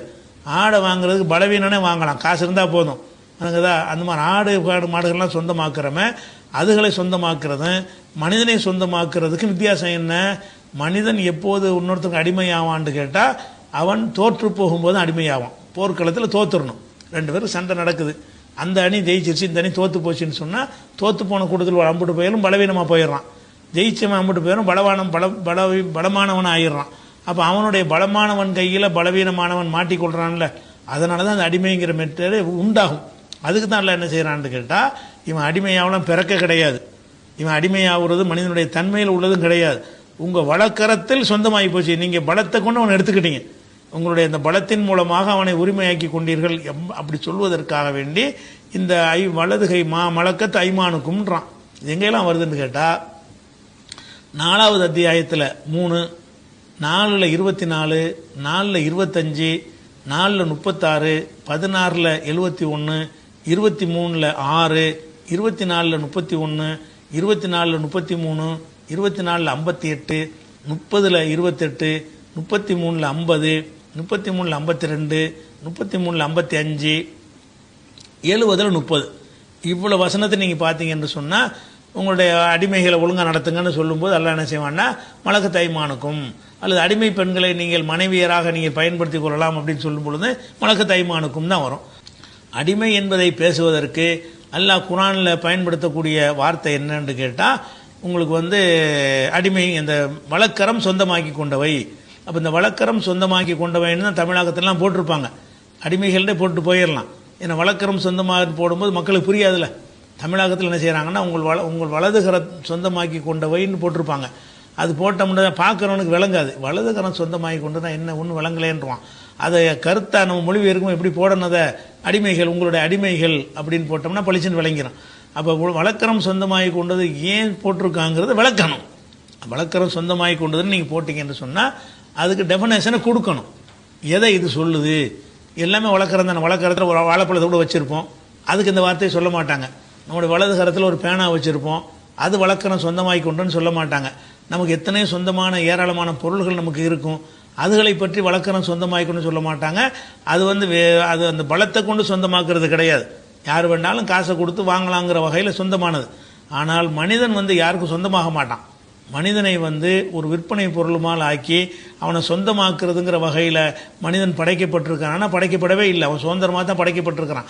எதனால் அவன் அடிமையானான்னு சொன்னால் இவனுடைய கை ஓங்கிருச்சு, அவனுடைய கை ஓங்கலை, வலது கை பலமாக இருக்குது, வலது கை அவனுடைய கைப்படியில் மாட்டிக்கிட்டான். இவனுடைய கைப்படி வலுவாக இருந்தனால இவன் மாட்டிக்கிட்டான், அவன் பலவீனமாக இருக்கிறான். இந்த கருத்து வருதுல, இந்த கருத்தை உள்ளடக்கி தான் அல்லாஹ் என்ன செய்யறான்னு கேட்டா, உங்களுடைய வலதுகரம் சொந்தமாக்கி கொண்டு வைங்கிறான். அதில் எத்தனை விஷயம் அடங்கி இருக்குது. மனிதன் வந்து விற்பனை பொருள் கிடையாது. விற்பனை பொருளாக இருந்தால் பலத்தை கொண்டு செய்யணும்னு அர்த்தம் கிடையாது. பலம் இல்லாதவனு நம்ம கடையில் ஜாமான் வாங்குறோம், பலமானவனு வாங்குவான், பலம் இல்லாதவனு வாங்குவான். எந்த பொருளை வேணாலும் வாங்கலாம், காசை கொடுத்தா வந்துடும். அதை ஒன்றை சொந்தமாக்குவதற்கு நமக்கு வலிமை இருக்கணும்னு தேவை இருக்குன்னா தேவையே கிடையாது. அதெல்லாம் விற்பனை பொருள்கள். விற்பனை பொருளாக இருக்கிறதுனால அதுக்குரிய முறை பிரகாரம் நம்ம எதையுமே உரிமையாக்கி கொள்ள முடியும். மனிதன் என்பவன் விற்பனை பொருள் கிடையாது. நீ எப்படி சுதந்திரமாக இருக்கிற அதே மாதிரி அவனும் சுதந்திரமானவன் தான். ஆனாலும் உன்னுடைய வலதுகரம் அதை சொந்தமாக்கி கொண்டது, அதாவது உன்னுடைய வலிமையினால் சொந்தமாக்கி கொண்டான்னு அர்த்தம். வலதுகரத்து வலிமைக்கு உரியது. உன்னுடைய வலதுகரத்தினால் அதை சொந்தமாக்கி கொண்டாய் என்று சொன்னால் உன் கை ஓங்கி இருக்கிறதுனால தான். அவன் போரில் ஜெயிச்சிருச்சா உன்னை பிடிச்சிட்டு போயிருப்பான்ல, நீ அவனை பிடிச்சி அடிமையாக வச்சிருக்கிற. போர்க்களத்தில் அவன் ஜெயிச்சிருந்தான் என்று சொன்னால் அவன் கை உன்னை சொந்தமாக்கியிருக்கும். அப்போ வலதுகரம் சொந்தமாக்கி கொண்டதுங்கிற அந்த வார்த்தைக்கு வந்து எதுக்கெல்லாம் பயன்படுத்துகிறான்னு கேட்டால், அந்த மனிதன் வந்து இந்த இன்னொரு மனிதன் அடிமைப்படுத்துவதாக இருந்தால் பலத்தை கொண்டு தான் அடிமைப்படுத்துகிறான், அதை காட்டுறதுக்காக சொல்கிறான். அதனால் மேற்கொண்ட இத்தனை வசனங்கள்லையும் குரான் எடுத்து பார்த்தீங்கன்னா வலக்கரம் தமிழாக்கத்தில் அப்படி தான் போட்டிருப்பாங்க. வலதுகரம் சொந்தமாக்கி கொண்டவைன்னு போட்டு பிராக்கெட்டில் அடிமைகள்னு போட்டிருப்பாங்க. புரியுங்களா? ஆனால் உங்களுக்கு குழப்பம் வருது, என் வலக்கரம் சொந்தமாக்கி கொண்டதுன்னு போட்டு எதுக்கு அடிமைன்னு போடணும்? வலக்கரம் சொந்தமாக்குறதுங்கிறது வந்து எதை குறிக்குது? வலக்கரம் சொந்தமாக்குறதுன்னா அவனுடைய எல்லா உடைமைகளையும் குறிக்குமானா குறிக்காது. ஒரு மனிதனுக்கு வீடு வாசல் சொத்து சவுண்டு எவ்வளவோ இருக்கும்ல, ஆடு மாடு கழுத குதிரைலாம் இருக்கும். அதையெல்லாம் வலக்கரம் சொந்தம்ங்கிற வார்த்தையை கொண்டு சொல்ல மாட்டார்கள். வலக்கரம் சொந்தம்னு சொல்லுவது எதுக்கு மட்டும்தான் சொல்லுவார்கள்னு கேட்டால் அடிமைக்கு மட்டும்தான் சொல்லுவாங்க. மனிதனை அடிமையாக்குறது இருக்குல்ல, அந்த ஒரு செயலுக்கு மட்டும்தான் சொல்கிறாங்கண்டா என்ன அர்த்தம்னு கேட்டால் வலிமையினால் அவன் உடைமையாக்கி கொண்டான்ங்கிற அர்த்தம். இது மாதிரி உள்ள விஷயங்கள் இதுவும் இலக்கியம்தான். வலக்கரம் சொந்தமாக்கி கொண்டதுங்க அந்த வார்த்தையை அடிமைங்கிற வார்த்தையை பயன்படுத்தாமல் அல்லாஹ் என்ன செய்யறான்டா எல்லா இடத்துலையும் வலக்கரம் சொந்தமாக்கி கொண்டு தான் சொல்கிறான். அடே நீங்கள் பலத்தினால அவனை நீங்கள் சொந்தமாக்கிட்டு இருக்கிறீங்க, உங்களுடைய வலிமையை கொண்டு தான் சொந்தமாக்கி இருக்கிறீங்கன்னு அதை நினைவுபடுத்துறதுக்காக வேண்டி மனிதன் பிறப்பால் வந்து விற்பனை பொருள் கிடையாது அப்படிங்கிறத சொல்கிற ஒரு தத்துவம் அதுக்குள்ளே என்ன செஞ்சிருக்கு அடங்கி இருக்கிறது. இது ஒரு இலக்கியத்தினுடைய வகையாக பார்க்குறோம். அதே மாதிரி வந்து குரானில் வந்து சில விஷயங்களை வந்து ஓமையாக சொல்கிற விஷயம் இருக்குல்ல, அது மாதிரியான விஷயம் என்னன்னு கேட்டால், மனிதர்கள் அணிகிற ஆடையை பற்றி அல்லாஹ் பேசும் பொழுது உங்களுக்கு வந்து நிறைய ஆடையை நம்ம தான் இறக்கி வச்சுருக்கிறோம், அது உங்களுடைய மறைவிடங்கள்லாம் மறைக்கக்கூடியதாக இருக்கிறது அப்படின்னு சொல்லிட்டு, ஆனால் ஆடையிலேயே சிறந்த ஆடை எதுன்னு கேட்டால் தக்வா என்ற ஆடைன்னு சொல்லி தக்வா என்ற இறை எச்சத்தை ஒரு ஆடை போல் அல்லாஹ் சித்தரித்து ஒரு வசனத்தில் சொல்கிறான். இதுவும் உதாரணம் தான். தக்வா வந்து ஆடையாகுமா எப்படி சொல்கிறான்னு கேட்டால் 7வது சூறாவில் 26வது வசனத்தில் இருக்கிறது. யா பனி ஆதமுடைய மக்களே கது அன்சல்னா அலைக்கும், உங்களுக்கு நம்ம இறக்கி வைத்திருக்கிறோம் லிபாசன், ஆடையை இறக்கி வைத்திருக்கிறோம். யுவாரி சௌஆத்திக்கும், உங்களுடைய மறைவிடங்களை மறைக்கக்கூடியது, மறைக்க வேண்டிய இடங்களை மறைக்கக்கூடிய ஆடையை இறக்கி வைத்திருக்கிறோம். ஒரு ரீஷா, இன்னும் அலங்காரமான ஆடை, மேற்கொண்டு அலங்காரத்துக்கு போடுற ஆடை இருக்குல்ல, தலைப்பா கிளப்பா அப்படிலாம் வச்சு அலங்காரம் பண்ணுறான்ல, அது ஒரு ஆடை தான். அவுரத்தை மறைக்கிறதுக்கு ஆடையும் நம்ம இறக்கியிருக்கிறோம். அவுரத்தை மறைக்கிறது அல்லாமல் அலங்காரத்தை தரக்கூடிய மேலாடைகளை உங்களுக்கு இறக்கி தந்திருக்கிறோம். சொல்லிவிட்டு ஒரு லிபாஸ், இதில் மயங்கிறாதீங்க, இதுதான் ஆடை நினைச்சிடாதீங்க. இதெல்லாம் தேவையாக இருந்தாலும் இதை விட முக்கியமான ஒரு தேவை இருக்கிறது. ஒரு லிபாசு தக்வா, தக்வா என்ற இறையச்சம் என்ற ஒரு ஆடை, நாளிக்க ஹைருன், அதுதான் உங்களுக்கு சிறந்தது. மேலான ஆடை எதுன்னு கேட்டால், இந்த ஆடைக்கு நீங்கள் செலவழிக்கிறதை விட, முயற்சி பண்ணுவதை விட தக்வா என்கிற ஆடையை அணிந்து கொள்வதற்கு நீங்கள் முயற்சி பண்ண வேண்டும் அப்படின்னு சொல்லும் பொழுது நாளிக்க ஹைருன், இதுதான் மேலானதுன்னு சொல்கிறான். அப்போ இதில் என்ன உதாரணம் அப்படின்னு சொன்னால், தக்வாங்கிறது வந்து அது மனசில் உள்ள ஒரு விஷயம், அது ட்ரெஸ்ஸு கிடையாது. ஆடை என்பது வந்து நம்மள்கிட்ட இருந்து இல்லாத வெளியில் உள்ள பொருள் தான் ஆடைங்கிறது. நம்ம வெளியே இருந்து எடுத்து நம்ம போத்திக்கிறோம், ஆடைங்கிறது அணிஞ்சிக்கிறோம். ஆனால் தக்குவாங்கிறது என்னது? நமக்குள்ளே உள்ளது. நமக்குள்ளே உள்ள ஒரு இறை எச்சம் என்பது ஆடையாகுமா? ஆடையாக ஆகாது. ஆனால் என்ன செய்கிறான்னு கேட்டால் ஆடையோடு ஒப்பிடுகிறான். எதுக்கு ஒப்பிடுகிறான் என்று கேட்டால், ஆடையுடைய வேலை என்ன அப்படின்னு கேட்டிங்கன்னா, ஆடை வந்து வெப்பத்திலேருந்து நம்மளை காப்பாற்றுமா? சரி. குளிர்லேருந்து காப்பாற்றுமா? காப்பாற்றும். அதே மாதிரி வந்து தக்குவாங்கிற ஒரு இறையச்சம் உனக்கு இருக்கும் என்று சொன்னால் அதுவும் உன்னை ஒரு வகையில் காப்பாற்றும். தக்குவா இறையச்சம் வந்துச்சுன்னு சொன்னால் நீ திருட மாட்டாய். அதாவது அது ஒரு வகையான ஒரு தீமையிலிருந்து உன்னை காப்பாற்றுகிறது. தக்குவாங்கிற இறையச்சம், அந்த ஆடையை நீ போத்திக்கிட்டேன்னு சொன்னான், மனசுக்குள்ள இறையச்சம் என்கிற ஒரு ஆடையை போத்தி கொண்டாயானால் உன்னை வந்து என்ன செய்ய முடியாது, தீமையின் பக்கம் நீ போகாமல் அந்த ஆடை தடுக்கும். இறையச்சம்ங்கிற ஒரு ஆடையை போத்தி கொண்டால் உன்னால் பொய் சொல்ல முடியாது, உன்னால் ஏமாற்ற முடியாது, உன்னால் பித்தலாட்டம் பண்ண முடியாது, அடுத்தவனுக்கு அநியாயம் செய்ய முடியாது, தீமைகள் செய்ய முடியாது, கொலை செய்ய முடியாது, விபச்சாரம் பண்ண முடியாது, சுரண்ட முடியாது, ஊழல் பண்ண முடியாது, பல விஷயங்கள் அனைத்துக்கும் கேடயமாக தக்வா என்பது இருக்கிறது. அப்போ தக்வா என்பது ஒரு ஆடை எப்படி வந்து சில பாதுகாப்பை நமக்கு தருகிறதோ, ஆடை ஒரு மெட்டீரியலாக இருக்கிறதுனால அது ஒரு வகையான பாதுகாப்பை தருகிறது. தக்வாங்கிறது மெட்டீரியல் கிடையாது. தக்வாங்கிறது ஒரு தன்மையாக இருந்துச்சு சொன்னால் அந்த தன்மையை கொண்டு உனக்கு சில பாதுகாப்பு கிடைக்கும். எப்போ உங்கள்கிட்ட வந்து தக்வா வந்து விட்டதோ அதை கொண்டு உனக்கு பாதுகாப்பு கிடைக்கும் அப்படின்னு. உதாரணமாக நோன்பை பற்றி எல்லாம் சொல்லும்போது கூட எப்படி சொல்லுவான்னு கேட்டால், உங்களுக்கு நோன்பை கடமையாக்கி இருக்கிறோம், முந்தி உள்ள சமுதாயத்துக்கு கடமையாக்கப்பட்டது மாதிரியே தான் கடமையாக்கி இருக்கிறோம். எதுக்காக என்றால் லல்லக்கும் தத்தக்கும், நீங்கள் தக்வா உடையவர்களாக ஆகணுங்கிறதுக்காக. அப்போ இறையச்சம் உடையவர்கள் ஆவதற்கு தான் நோன்பையே எல்லாம் கடமையாக்கி இருக்கலாம். அப்போ நோன்புங்கிறதை வைத்து கொண்டிருக்கும் பொழுது நமக்கு என்ன வருது, இறைவன் ஒருத்தர் இருக்கிறான், நம்மளை பார்த்துட்டு இருக்கிறாங்கிற ஒரு பாடம் வந்து அப்பப்போ வந்துக்கிட்டே இருக்கும். சாப்பாடு சரியான பசியாக இருக்கும், சாப்பாடை கொண்டாந்து வச்சுருப்பாங்க, நம்ம சாப்பிட மாட்டோம். ஏன் சாப்பிட மாட்டோம்? ஒருத்தருமே இல்லையே சாப்பிட முடியும்னு, ஒருத்தரும் இல்லை தான் சாப்பிட முடியும், சாப்பிட மாட்டோம். யாருமே இல்லாட்டாலும் சாப்பிட மாட்டோம், ஒருத்தரும் பார்க்காட்டா கூட சாப்பிட மாட்டோம். வீட்டில் நீங்கள் மட்டும்தான் இருக்கிறீங்க, சாப்பாடு இருக்கிறது, எடுத்து சாப்பிட்டா யாருக்காவது தெரியுமா? தெரியாது, சாப்பிட மாட்டீங்க. ஏன் சாப்பிடுவது இல்லை? நல்லா பார்த்துட்டு இருக்கிறாங்கிற ஒரு அச்சம் உங்களுக்கு இருக்கிறதுனால சாப்பாடு இருக்கும், தொடவே மாட்டீங்க. யாரும் பார்க்கல, அவன் பார்க்குறான்னு மனசில் இருந்தால் தானே சாப்பிடாமல் இருக்கிறீங்க. நல்லா ஒருத்தன் பார்க்குறாங்கிற ஒரு எண்ணம் உங்களோட அடி மனசில் பதிஞ்சிருக்க போய் தான் அந்த உணவை உங்களால் சாப்பிட முடியலை. இப்படி பயிற்சி எடுத்துகிட்டு வந்தீங்கன்னா அடுத்தவன் சொத்தை எடுப்பீங்களா? உங்கள் சொத்தை எடுப்பதற்கு அல்லாவுக்கு பயந்து நீங்கள் நடந்தீங்கன்னு சொன்னால் அடுத்தவனுடைய சொத்தை எப்படி எடுப்பீங்க? அப்படிங்கிறது அந்த தக்குவா தான் நோன்பு கூட காரணம் காட்டுறான். அப்போ நோன்பு வந்து என்ன செய்யுதுன்னா உங்களை வந்து தீமையிலேருந்து தடுக்குதுங்கிறோம்ல. அதே மாதிரி தொழுகையை சொல்லும்போது இன்ன சலாத்த தன்ஹா அனில் ஃபஹ்ஷாய் வல் முன்கர், தொழுகை என்பது தீமையிலிருந்து தடுக்குது, அருவருக்கத்தக்க காரியத்திலும் தடுக்குதுன்னு சொன்னால் அந்த தொழுகைக்கு வரும்போது என்ன செய்வான்னு கேட்டால் நம்மளை இறைவன் பார்க்குறான், இதுக்கு தொழுவாட்டி நம்ம நல்லா கேட்பான் அப்படின்ற அந்த பாடம் வரும்போது அதுக்கு பிறகு தொழுதுட்டு போன பிறகு கொஞ்சம் நேரத்துக்கு அது என்ன செய்யும், வேலை செய்யும். கொஞ்சம் நேர்மையாக நடப்பான், கொஞ்சம் ஒழுக்கமாக மறந்து போய் மறுபடியும் அடுத்த தொழுகையில் சார்ஜ் ஏற்றிக்கிறணும். அந்த மாதிரியான ஒரு அடிப்படையில் மனுஷன் படைக்கப்பட்டிருக்கான்ல. அப்போ எல்லாத்துக்கும் அடிப்படை காரணம் என்னன்னு கேட்டால் இந்த தக்வாங்கிறது தான். தக்வா என்பது உங்கள்கிட்ட இருந்துச்சுன்னு சொன்னால் உங்களிடமிருந்து நிறைய நல்ல காரியங்கள் நிகழ்ந்து கொண்டே இருக்கும், தீய காரியங்கள்லேருந்து உங்களை அது பாதுகாத்துக்கிட்டே இருக்குங்கிற வகையில் அது ஒரு விஷயம். அது மாதிரி இன்னொரு விஷயம் என்னென்னு கேட்டால், அந்த உடை என்பது நம்மளோட உடலோட ஒட்டி இருக்கக்கூடியது தானே ஆடைங்கிறது. ஆடைங்கிறது நம்ம இங்கே நின்றுட்டு அங்கே போகிற மாதிரி போத்திக்கிற மாட்டோம், ஒரு ஸ்க்ரீன் மாதிரி போட்டுக்கிற மாட்டோம், நம்ம உடம்புல ஒட்டி தான் வச்சுருப்போம். எந்த ஒரு ஆடையாக இருந்தாலும் அது மனிதனுடைய உடலோடு ஒட்டிய ஒரு நிலையில் தான் இருக்கணும். அதே மாதிரி இறையச்சம்ங்கிறது உங்களோட ஒட்டி இருக்கணும். இறையச்சம்ங்கிற ஒரு ஆடை வந்து ஆடைன்னு சொல்வதன் மூலமாக எல்லாம் என்ன செய்யறான்னு கேட்டால், இறையச்சம் என்பது உங்களோட ஒட்டி பிணைந்து இருக்க வேண்டும் அப்படிங்கிறத காட்டுவதற்காக வேண்டி அதை சொல்லும் பொழுது உங்களுக்கு ஆடைங்கிறது தந்திருக்கிறேன், ஆடைங்கிறது உங்களுக்கு நிறைய நன்மையை தருகிறது, அதில் மட்டும் நீங்கள் போதுமாக்கி கொள்ளாதீங்க. நம்ம நல்ல ஆடை கிடைச்சிருச்சு, நம்ம உயர்வான ஆடை நம்மகிட்ட இருக்குது, இதே நமக்கு போதும் நினைக்காதீங்க, இன்னொரு ஆடை உங்களுக்கு தேவை. இது வந்து மேம்போக்கான வெளிரங்கமாக தெரிகிற ஒரு ஆடை, அந்தரங்க ஆடைன்னு ஒன்று இருக்கிறது, அந்த ஆடைக்கு நீங்கள் முயற்சி பண்ணணும், அந்த ஆடைக்கு நீங்கள் என்ன செய்யணும், உங்களுக்குள்ள உருவாக்கி கொள்ளணும். இந்த ஆடையை வந்து கடையில் வாங்க முடியாது, தக்வாங்கிற ஆடையை நம்மளா உருவாக்கி கொள்வதுதான். சிலந்தி வலை பின்ற மாதிரி என்ன செய்யணும், நம்மளாவே உருவாக்கி கொள்ளணும். நம்மளா அந்த தக்வாங்கிற ஒரு ஆடையை நம்ம உருவாக்கி கொண்டோம் என்று சொன்னால் அந்த ஆடை வந்து உங்களை பல விஷயங்களை காப்பாற்றும். நீங்கள் அணிகிற ஆடை எப்படி பல விஷயங்கள் மானத்திலிருந்து மானத்தை காப்பாற்றா இல்லையா? தக்குவா இருந்தால் மானத்தை காப்பாற்றும்ல, மானக்கேடான காரியத்தை செய்ய மாட்டோம்ல.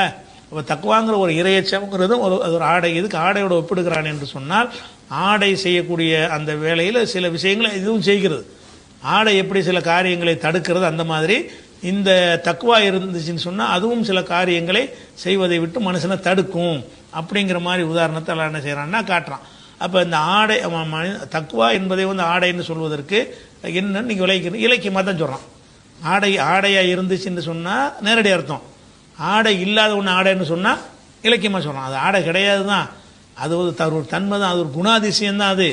ஆனாலும் அதை எதுக்கு ஆடைன்னு நல்லா சொல்கிறான்னு கேட்டால், ஆடையில் இருக்கக்கூடிய சில பாதுகாப்பு அம்சங்கள் இந்த தக்குவாவில் இருக்கிறது, அது சில விஷயங்களை பாதுகாக்கும். தக்குவா என்பது சில விஷயங்களை உங்களுக்கு என்ன செய்யும், அது வேறு விஷயங்களை வேறு விதமான விஷயங்களை வந்து உங்களோட அதிலிருந்து உங்களை பாதுகாக்கும். அப்படிங்கிறதுக்காக வேண்டி அப்படி கம்பேர் பண்ணி இதுவும் உதாரணத்தில் உள்ளது தான். இப்படி ஒரு உதாரணம். அதே மாதிரி எல்லாம் என்ன செய்யறான்னு கேட்டால், மனிதர்களுக்கு வந்து பசியை கொடுக்குறான்ல, பயத்தை கொடுக்குறான்ல, இது ரெண்டையும் ஆடைங்கிறான். அதாவது எப்படி தக்குவாவே ஒரு ஆடைன்னு நல்லா சொல்கிறானோ அதே மாதிரி என்ன செய்கிறான்னு கேட்டால் அந்த உங்களுக்கு பசியை கொடுக்குறான்னு சொன்னால் பசியை ஒரு ஆடை மாதிரி எல்லாம் என்ன செய்கிறான் ஓமையாக்கி சொல்கிறான். உங்களுக்கு பயத்தை கொடுக்குறானா அந்த பயம்ங்கிறது ஒரு ஆடை தான். அந்த மாதிரி அந்த பயம்ங்கிற ஒரு ஆடையை போத்திக்கிட்டோங்கிற மாதிரி சொல்லும்போது எப்படி சொல்கிறான்னு கேட்டால் 16வது சூறாவில் 112வது வசனம் முதல் சொன்னது வந்து நம்பர் சொல்ல நினைக்கிறேன். முதல் சொன்னது வந்து 7:26, அதாவது தக்வா என்ற ஆடை என்று சொன்னது 7:26. இந்த பயம்ங்கிற ஒரு ஆடை பசிங்கிற ஆடைன்னு சொல்றான்ல அது எங்க வருதுன்னா 16வது சூறாவில் 112வது வசனம். அதில் என்ன வருதுன்னு சொன்னா லரபல்லாஹு மசலன், ஒரு உதாரணமாக எல்லாம் எடுத்து காட்டுகிறான். கரியத்தன், ஒரு கிராமத்தை உங்களுக்கு உதாரணமாக காட்டுகிறான். அந்த கிராமம் எப்படிப்பட்ட கிராமம் என்றால் கானத்து ஆமீனத்தன் முத்துமையின்னத்தன், அது பாதுகாப்புடைய ஒரு கிராமமாகவும் நிம்மதியான கிராமமும் எதிரிகள்கிட்ட இருந்து பாதுகாப்பாகவும் இருக்கிறது. எல்லாரும் நிம்மதியா இருக்கிறாங்க. நிம்மதியான கிராமம்னா கிராமத்துக்கு நிம்மதி இருக்காது, மக்களுக்கு தான் நிம்மதி. அந்த அப்படி வார்த்தையெல்லாம் சொல்றான். கரியத்தன் காணத்து ஆமீனத்தன், அந்த ஊர் வந்து பாதுகாப்பானதா இருந்தது, பயமற்றதா இருந்தது, முத்துமை இன்னத்தன் நிம்மதியா இருந்தது. அதாவது ஊர் நிம்மதியா இருந்தது என்று சொன்னால் ஊர் மக்கள் அர்த்தம் வச்சுக்கணும். அப்போ ஊர் மக்கள் வந்து என்ன செய்யறாங்கன்னா எந்த பயமற்ற நிலையிலையும் நிம்மதியாகவும் இருக்கிறாங்க. அது மாதிரி ஏத்தீஹா ரிசுகுஹா ரகதன் மின்குள்ளி மக்கானின், அந்த ஊருக்கு தேவையான உணவுகள் வந்து தாராளமாக பல பகுதிகளிலிருந்து வந்து சேர்கிறது. அந்த அங்கே உற்பத்தி ஆகுறது மாத்திரம் இல்லாமல் எங்கெங்கேயோ விளைச்சல் பண்ணுறதெல்லாம் வந்து இறக்குறாங்க ஒரு ஊரில். அப்போ அந்த ஊர் எப்படி நிம்மதியாக இருக்குன்னு எவ்வளோ சந்தோஷமாக இருக்குன்னு பாருங்கள். அந்த ஊரில் ஏதோ நெல்லை புள்ள விளையும். அது மாத்திரம் இல்லாமல் உலகத்தினுடைய பல பகுதிகளில் விளையக்கூடிய கனிகள் பழங்கள் காய்கள் தானியங்கள்லாம் வந்து இவனுக்கு வந்து கிடைக்குதுன்னு சொன்னால் அது ஒரு பெரிய பாக்கியம் தானே. அப்படி ஒரு ஊரை உதாரணம் காட்டுறான். ஒரு உதாரணம் காட்டிவிட்டு இப்போ கஃபரத்து, இப்படி இருந்த ஒரு ஊர் இப்போ கஃபரத்து பியானு மில்லாஹி, அல்லாஹ்வுடைய அருளுக்கு நன்றி மறந்தது ஒரு கிராமம் இருந்தது. அந்த கிராமத்துக்கு வந்து அல்லாஹ் அமைதியை கொடுத்துருந்தான், பாதுகாப்பை கொடுத்துருந்தான், எல்லா வகையான உணவுகளும் அந்த ஊருக்கு வந்து கிடைக்கிற அளவுக்கு ஏற்பாடும் செஞ்சு இருந்தான். இவ்வளவு அனுபவிச்சு விட்டு நன்றி செய்வதற்கு பதிலாக நன்றி மறந்தார்கள். இப்போ கஃபரத்து பியானும் இல்லை, அல்லாஹ்வுடைய நேமத்துகளுக்கு நன்றி மறந்தார்கள், அல்லாஹ்வுடைய அருளுக்கு வந்து நன்றி கட்டத்தனமாக நடந்து கொண்டார்கள். அந்த ஊர் நடந்து கொண்டதுன்னா ஊரார் நடந்து கொண்டார்கள். செஞ்ச உடனே அதாக்க அல்லாஹோ, அந்த ஊருக்கு அல்லாஹ் வந்து சுவைக்க செய்தான். லிபாசல் ஜூஇ, பசிங்கிற ஒரு ஆடையையும், ஒல் ஹவுஃபி, பயம் என்கிற ஒரு ஆடையையும். பசிங்கிறது ஒரு ஆடை, பயம்ங்கிறது ஒரு ஆடை. இந்த ரெண்டு ஆடையையும் அவர்களுக்கு வந்து அல்லாஹ் வந்து சுவைக்க செய்தான். பிமாக்கானும் யஸ்னஊன், இது காரணம் அவங்க செஞ்ச செயல் தான். கெட்ட செயல் செஞ்ச உடனே அவங்க நம்பிக்கையோடு பயமற்று இருந்தாங்கல்ல, அந்த பயத்தை நீக்கிட்டான். அதே மாதிரி வந்து பல பகுதிகளிலிருந்து உணவுகள்லாம் வந்து கொட்ட ஆரம்பிச்சிச்சு இல்லை, அதை நிப்பாட்டிவிட்டான்ல. ரெண்டையும் தடுத்து விட்டான். அந்த ஊருக்கு ரெண்டு பாதுகாப்பு முதல் கொடுத்துருக்குறான். ஒரு பாதுகாப்பு என்ன, அது பயமற்றதாக இருந்தது, அது ஒரு பாதுகாப்பு. அடுத்த பாதுகாப்பு என்ன, எல்லா உணவும் கிடைத்தது. அப்போ பயமற்றதாக இருப்பது ஒன்று, எல்லா உணவும் கிடைத்தது ஒன்று. ரெண்டையும் பிடிக்கிட்டா என்னவாயிரும், உணவு பிடிக்கிட்டா பசியாகி போயிடும், பயமற்றதுங்கிற எடுத்துட்டா பயமாக போயிடும். அப்போ அதுதான் ஆடைங்கிறான். உங்களுக்கு அந்த ரெண்டையும் உருவணும்னு என்னவாச்சுன்னு சொன்னால் லிபாசல் ஜூஇ ஒல் ஹவுஃபி, பசிங்கிற ஒரு ஆடையையும் பயம் என்கிற ஒரு ஆடையையும் அல்லாஹ் என்ன செஞ்சான் அந்த ஊருக்கு அணிவித்தான். அந்த ஊர் மக்களுக்கு அவங்க எல்லாரும் பயந்து சாவக்கூடியவங்களாக மாறிட்டாங்க.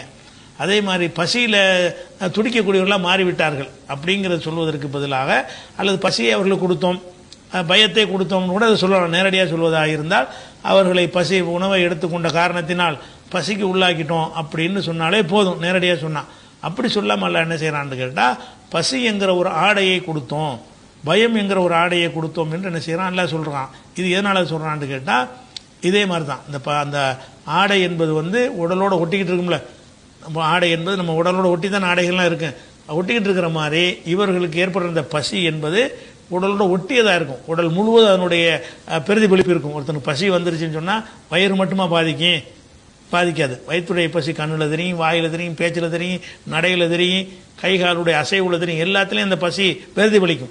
பசி என்பது வயிற்றில் உள்ள உணவு பற்றாக்குறையை குறித்தாலும் அதோடு அது நிற்காது. என்ன செய்யும், முழு உடம்பையும் வியாபிக்கக்கூடிய வகையில் அதனுடைய ரியாக்ஷன் இருக்கும், அதனுடைய எதிர்வினை வந்து அப்படிலாம் இருக்கும். அப்படி இருக்கிறதுனால அல்லாஹ் என்ன செய்யறான்னா அது ஒரு ஆடையோட ஒப்பிடுறான். ஒரு ஆடை எப்படி நீ அணிந்து கொண்டால் உடம்பு முழுசுக்கும் உன்னோட ஒட்டி இருக்கிறதோ அந்த மாதிரி உனக்கு பசி வந்துருச்சுன்னு சொன்னால் குறிப்பிட்ட ஒரு பார்ட்டில் மட்டும் இருக்காது, உடம்பு முழுசும் தான் பசிக்கும். பசிங்கிறது வயிற்றுக்குள்ளதாக இருந்தாலும் அந்த பசியால் பசின பலவீனமாயிரும்ல, நடை குளரும், வாய் குளரும், கண் பார்வை அப்படியே கண்ணெலாம் இருள் அடைஞ்சு போயிடும், பசி வந்துச்சுன்னு சொன்னால் எல்லாமே தளர்ந்துரும்ல. அனைத்து உறுப்புகளுக்குமே தேவையான குளுக்கோஸ் கிடைக்கவில்லை என்று சொன்னால் அனைத்துமே பலமிழந்து பலவீனமாக மாறிவிடும். அப்படி மாறிவிடுங்கிறதுனால என்ன ஆகுதுன்னு கேட்டால் அது ஒரு ஆடை மாதிரி. பசிங்கிறது வயிற்றுக்கு மட்டும் உள்ளது கிடையாது.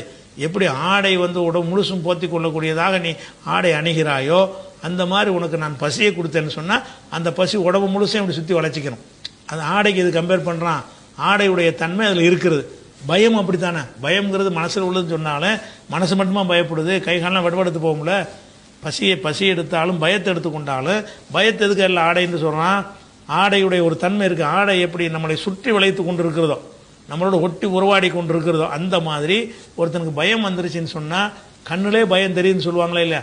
கண்ணை பாரு பயம் தெரியுது, அவனுடைய நாக்கிலே பயம், நாக்கு தடுமாறும் பயம் தெரியும், கைகாலெலாம் விடவிடக்க ஆரம்பிச்சிடும் பயம் தெரியும். பயம் வந்துருச்சுன்னு சொன்னால் பயம்ங்கிறது மனசு சம்பந்தப்பட்டதுன்னு சொல்லி கொண்டாலும் அந்த பயத்துடைய அறிகுறிகள் எல்லா இடத்துலையும் இருக்குமே. உடம்பு முழுசும் இருக்குமே, உடம்பே கிடுக்கிடுக்குமே, உடம்பே நடுங்குமே. அது மாதிரி இருக்குது. பயந்து ஓட செய்வோம், கால்லாம் விடவிடக்க ஆரம்பிச்சிருமே. இப்போ கை காலிலேருந்து உடம்புலேருந்து எல்லாமே என்ன செய்யும்னு கேட்டால் பசியினாலையும் ரெண்டுக்கும் ஒரே விளைவு ஏற்படும். கவனிக்கணும். பசியினாலையும் பயத்தினாலையும் ஒரே மாதிரி ரிசல்ட் தான் வரும்.